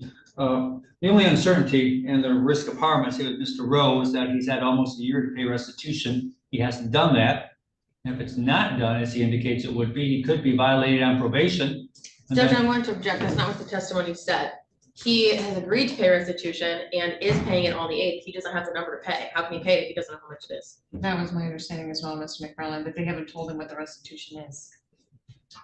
There's still a possibility that it may be more than he can afford, and probation can continue. And if it does, it could be violated. I know his behavior doesn't indicate that, but that's a risk. Plus, he still does not have a custody order until December. So I think that'd be the more appropriate time to look at finality. So that's our position on just that. Thanks. Anyone else have any additional comments? Well, the court finds that all interested parties were given notice for purposes of today's review hearing. The children have been out of the care of their mother, who had primary rights to them, as far as I understand, as of October 7th, 2022. She's been consistently, frankly, disengaged with services and unable to overcome the barriers for reunification. And I've heard that consistently from Ms. Madrid, including up through today, as far as the risk of harm associated with returning the children to her care. She has a long road ahead of her to establish sobriety, overcome her criminal charges, and educate herself and demonstrate that sobriety is a consistent pattern and be a healthy parent for her children. I do not find that there's any reasonable time frame, given the ages of these children, for that to be accomplished, and I would ask the department to consider filing a termination petition. I'm not going to order that, but I think that it could potentially answer some questions as to who would have rights to these children. I look forward to Mr. Rowe. If in the meantime, between now and when we come back, Mr. Rowe, if you end up with an order from Florida that gives you custody of these two children, please forward it as soon as possible to Ms. Madrid, and we will entertain that as a way to ensure that these two children are returned to you. I also don't see, I see your success, and I look forward to that. I would need to confirm, I think, Ms. Madrid, that the only reason that the initial ICPC was denied was on the basis of those outstanding criminal charges. So as you move into our next review period, I would say that if in fact that was the only reason that the ICPC was initially denied, that you should be returning this child to the care of her father, and frankly both of the children to the care of this particular parent, who is still for all intents and purposes here their legal father. And if he's willing to take them and that allows them to be together, that would be appropriate. But I will ask you, before you make that decision, to have that family team meeting as indicated by Ms. Heist. That could be useful in order to answer both my. Wow, this is interesting. Did you see Miss Heiss's face there? That weird Matt guy? I think she's unprofessional as well. Watch her face. I'm going to go back 30 seconds. Watch Miss Heiss and look at him. Is he wiping away a tear? Cellulite Yoga Pants, you're 100% right. I apologize for mischaracterizing this clip. I have to be honest with you. All I did was download it and look at it visually. I saw the mom in jail and I heard them talk about other children and I thought, this is going to be sad. So I was wrong. You're right. This is not sad. But literally, is he wiping away a tear? And watch Miss Heiss's face here.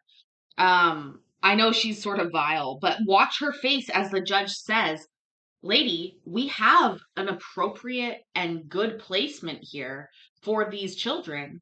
She doesn't seem happy about it, which is weird to me. Weird, you know.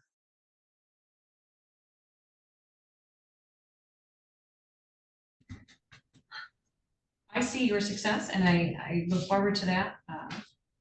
I would need to confirm, I think, Ms. Madrid, that the only reason that the initial ICPC was denied was on the basis of those outstanding criminal charges. So as you move into our next review period, I would say that if, in fact, that was the only reason that the ICPC was initially denied, that you should be returning this child to the care of her father. And frankly, both of the children to the care of this particular parent who is still, for all intents and purposes here, their legal father.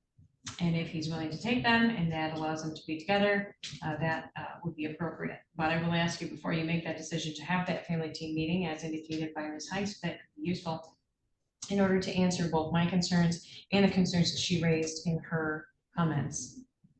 But if DR is ready to go and everyone is satisfied that that's in her best interest and she's ready for that, then I would look forward to that notice that she has been reunified.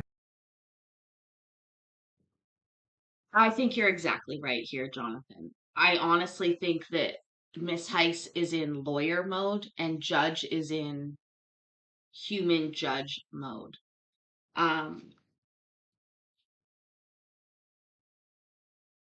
haven't heard DeSanto deal with child custody, like CPS cases. I've heard her deal with juvenile criminal cases, Navarre's police videos, but I have not heard DeSanto, which I think just because this is how my brain works, it's DISANTO. I don't think that she's done CPS cases. I might be entirely wrong. Maybe they're not broadcast. Maybe I've never seen them. However, Judge Sala here, I have seen her do these many, many times. And I'm going to tell you right now, she's a hard ass. She is strict. She is what I would call demanding in a good way for children to make sure that their parents are doing the right things that they need to do. So when she says something like that, I'm not kidding you. When a judge like that, because Judge Sala doesn't lightly say that. Like I've heard her deny people that I thought, oh, maybe that person should be, the person that gets the kid. Like I've heard her say that. So for her to say this gentleman down here should in fact be awarded custody of these children, and then to say to him, hey, if you get custody in Florida, first of all, how would that happen? Like, would he have to file a separate suit in Florida? Wouldn't the jurisdiction already be in Michigan to begin with? Like, I have legal questions to begin with. But secondly, for her to state that on the record, we saw Miss Heiss's face, and I think Miss Heiss is in lawyer mode, which is, I want to win. And I don't know why. And perhaps this is like oversight in the child protection field. We obviously need lawyers to be dealing with the legal part of this, but do we need lawyers to be making all the decisions here? No. Lawyers are trained to win. I mean, just that's the reality of that. So I I sometimes wonder if we would be better off with different types of situations for child custody like this, child protection. This isn't just child custody. This is an incarcerated mother, a father who's on probation. You know, like, let's not joke that, or let's not forget that that's pretty serious too. But if what we're looking at is between foster care, a stranger, and possibly a bad situation or a good situation, please don't get me wrong. Thank you to anybody who fosters or adopts children. Like, that is, you know, amazing. But there's risks involved in a child going to care as opposed to them being with a legal parent.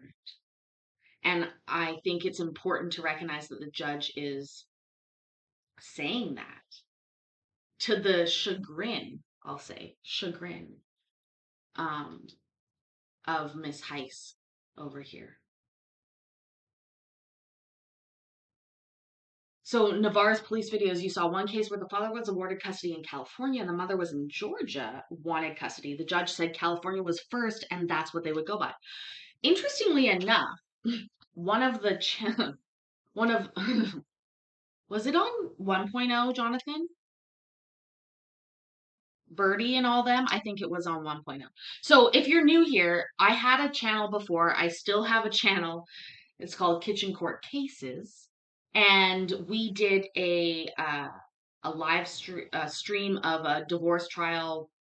Jonathan's confirmed it now for me. Out of Michigan, I believe.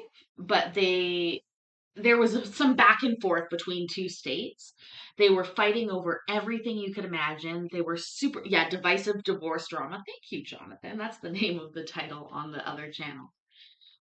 It went for literally 20 plus hours of court and then me reacting to it. Like, that might be the most responded to video that I ever did on the old channel, and people either loved it or they fucking hated me, because I'm just going to be honest, that woman in the divorce case reminded me so much of my mother that I hated her so much that I was fucking mean. I was mean the whole time.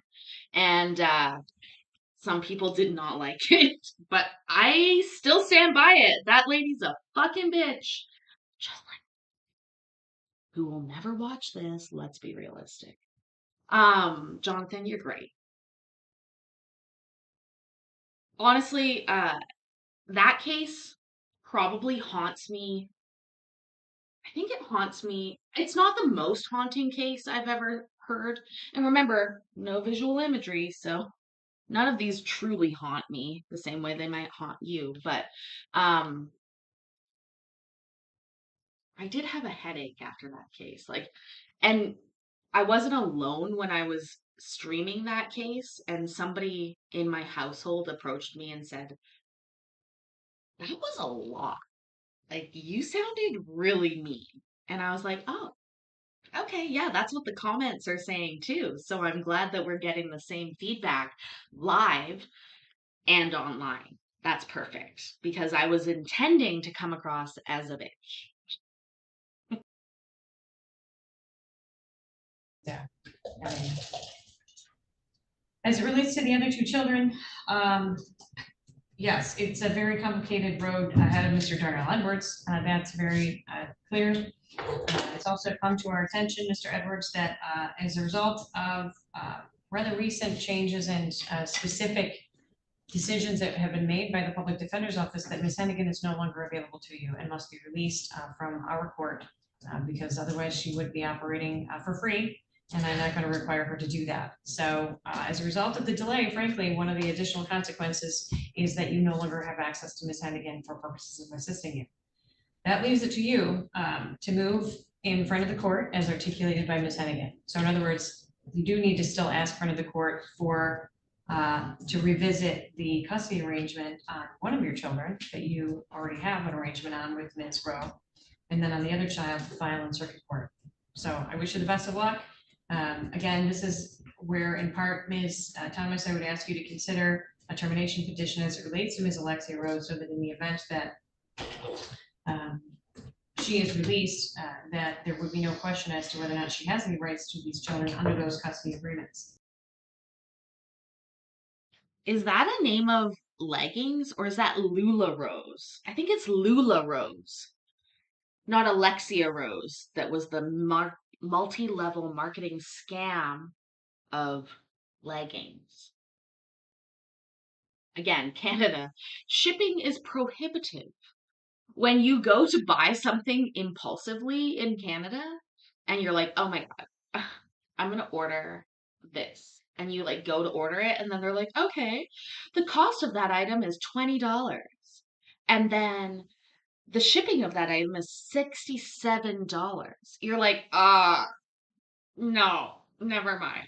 I don't need the Lulu Rose leggings or whatever they are. Yeah, med check, Tin Man, but exclamation mark on the front.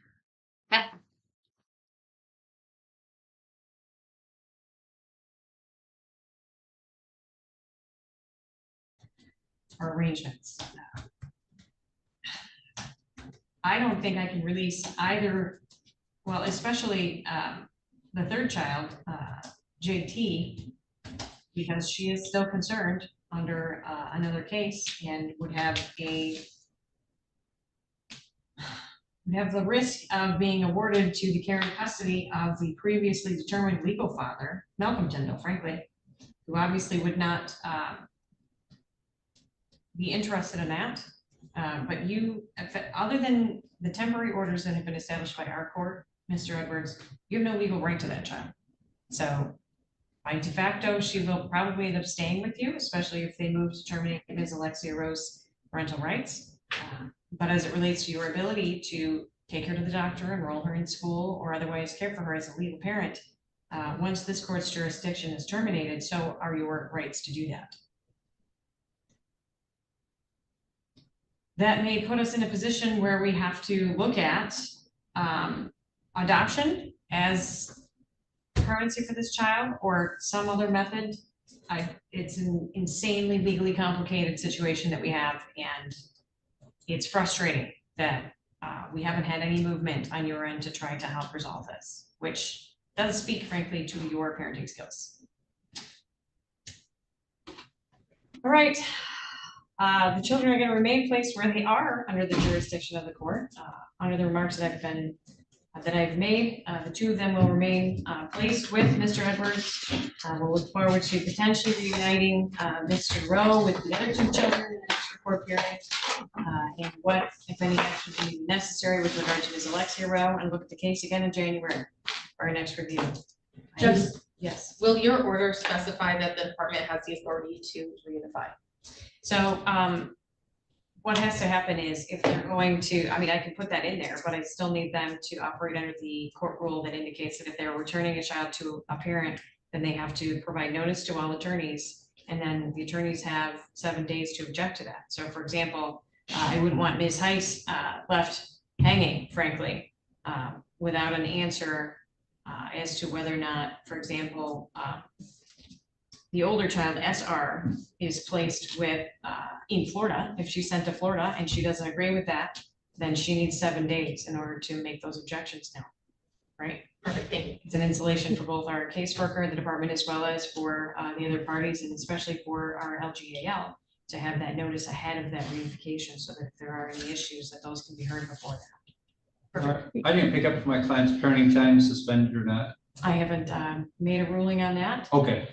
She, by practical effect, has no parenting time as a result of her incarceration.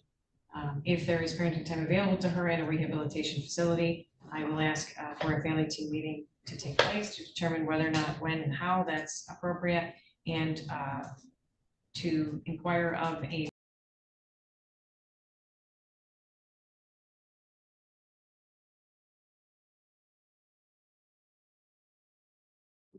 She's praying, if you see. Also, Jonathan, excellent ad. Thank you. But we should also do something like, maybe if we make it like points, Like another one that says like points. What are points? They're arbitrary and free or something like that.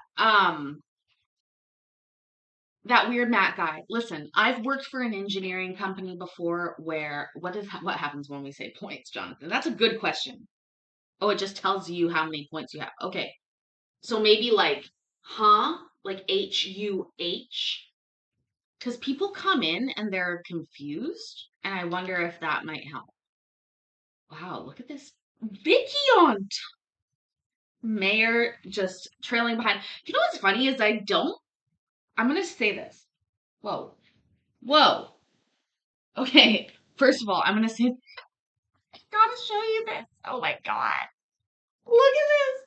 Oh, I don't know how to do it. I'm going to have to take down the camera. Hold on. I'm gonna spin. Look at this.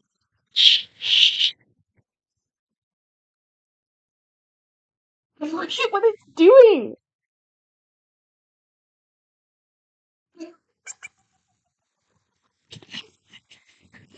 Yeah.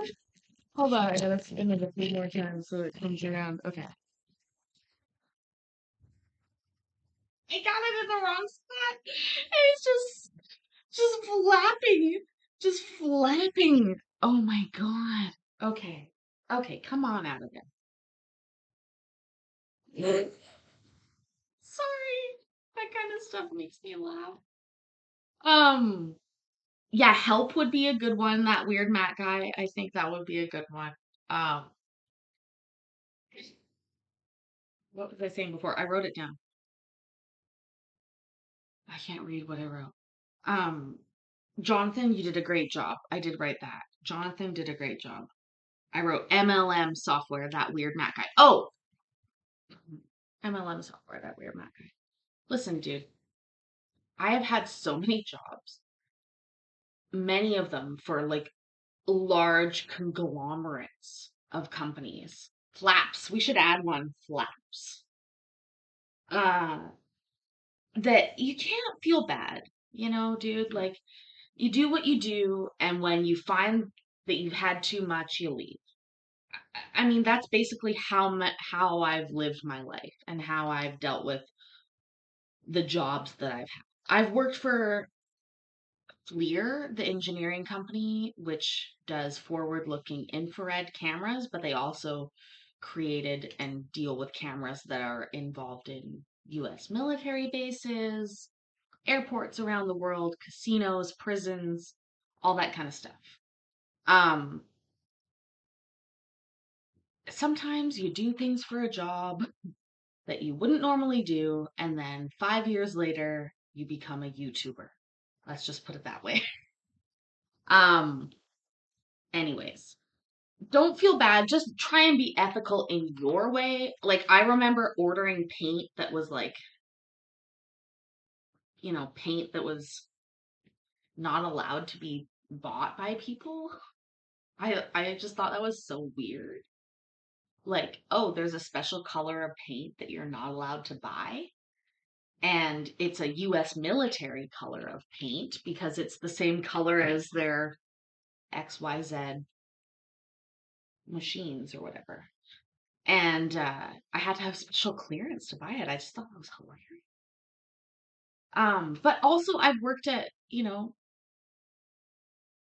bus companies. I've worked at the Attorney General's office. I've worked at car dealerships. I've worked at weed dispensaries. I've worked in a lot of places. Actually, one day we should do we should call it the resume episode where we go through and try and literally list. Although I don't know how like safe that would be for me, but like personally, I would really like to do that because I don't even think a single one of my resumes has a complete list of all of my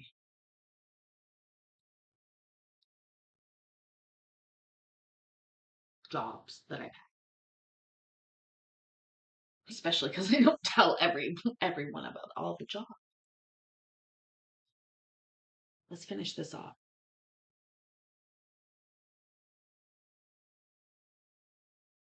before I admit to too much.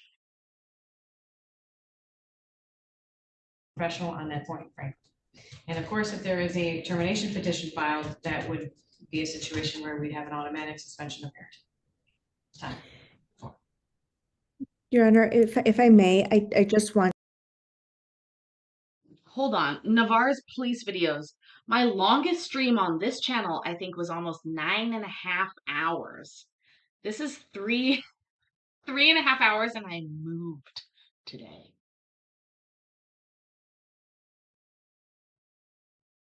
How long do you need? Also, if you'd like to feature me, I do not only voiceover work, but I'd love to come on your channel. Road to 500, baby.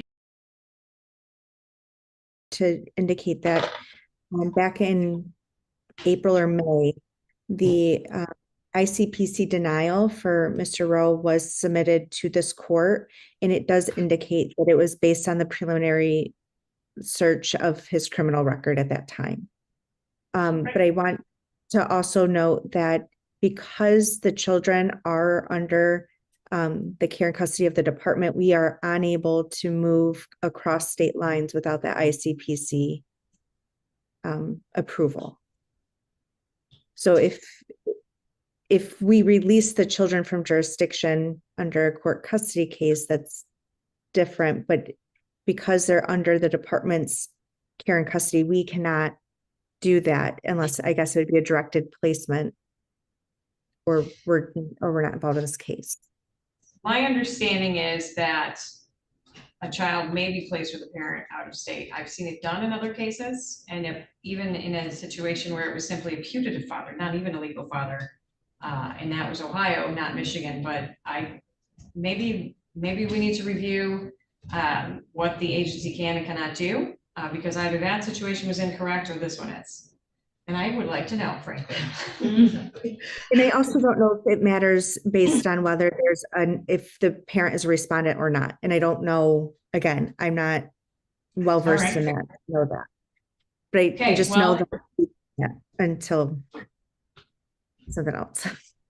Well, I guess what I will ask then, in Ms. Madrid, this will be up to you. If it is your opinion, and Ms. Heiss concurs with your opinion, that it is in the best interest of both of these girls to go to Mr. Rowe in Florida, just bring me a petition, a motion, something that will allow you to legally make that happen.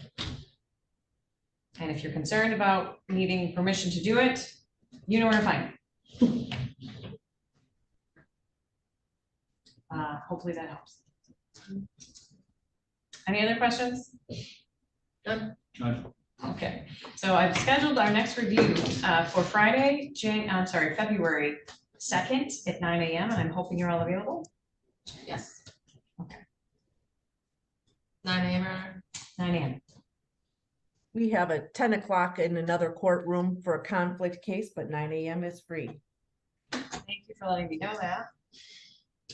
Is that up in circuit court? Yes, Benton just got set today. Okay, all right, thank you for letting me know. I'll make sure we don't double book that.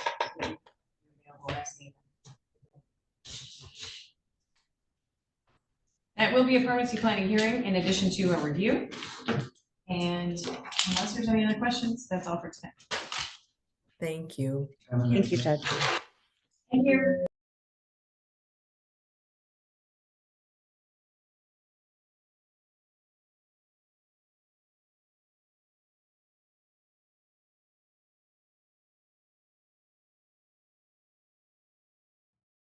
Navarre's police videos is 451 your longest time. Again, listen, dude, I get it. I literally streamed on this channel once for almost 10 hours, 9 hours, something like that.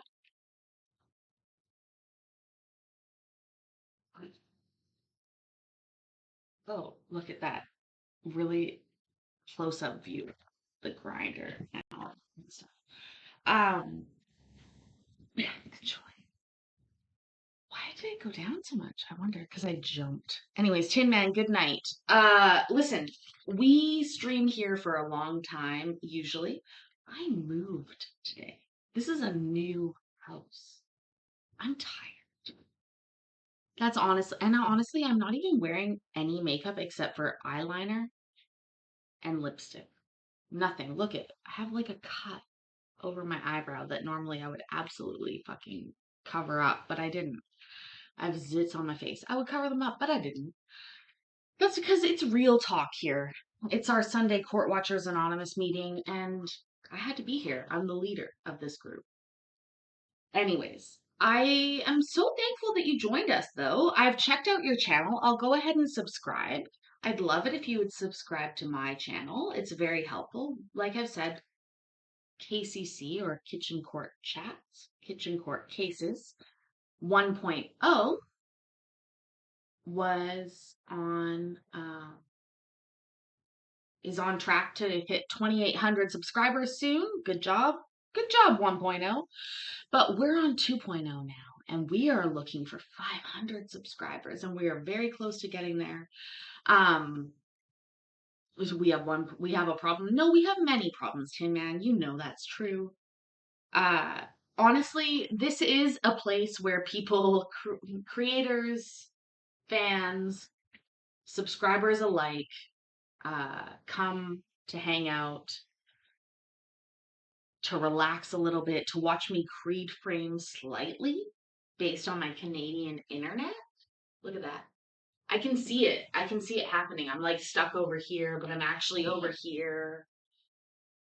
Anyways, when does 1.0 get eligible for review? It's already eligible, Jonathan, but there's problems with that. I'm not a pro. I'm not a pro. Although, well, no, I am a pro.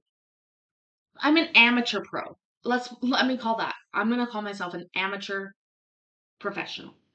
You know, like in sports when somebody's like an amateur professional? I'm an amateur professional YouTuber. I'm great one-on-one telling people to subscribe to my channel. They tend to do it, honestly, when I talk to them in the pool change room or the lineup at Universal Studios for a ride. You know, those people are pretty likely to sign up. Honestly, I watch them do it. But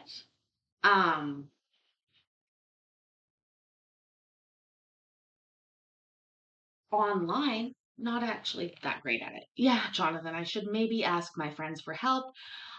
I have a lot of great friends that, you know, Jonathan, here's the thing.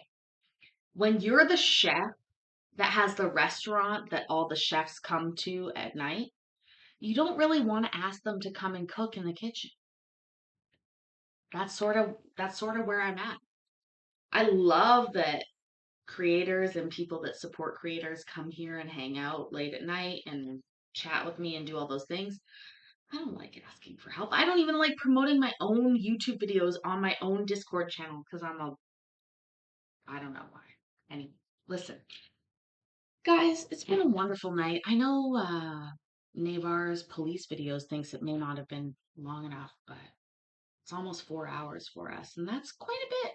I've been trying to pare down to like an hour and a half a day.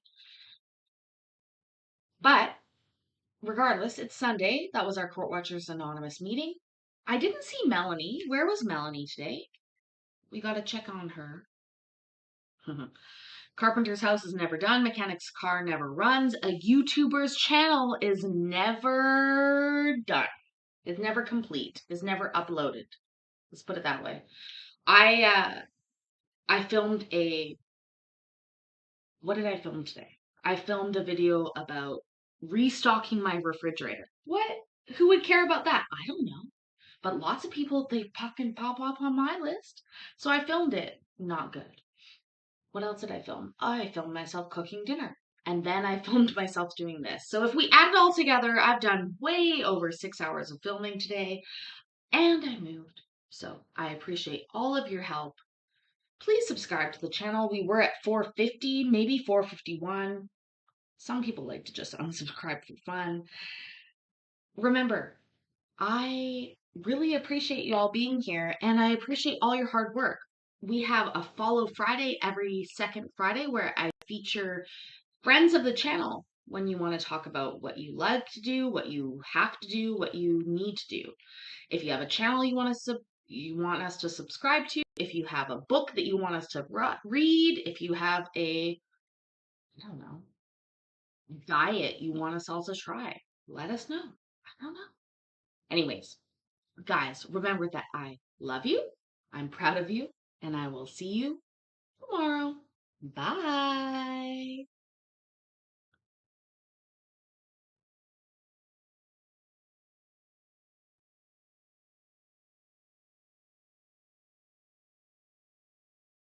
Thanks so much for being here, Navars. Looking forward to seeing you next time. Bye.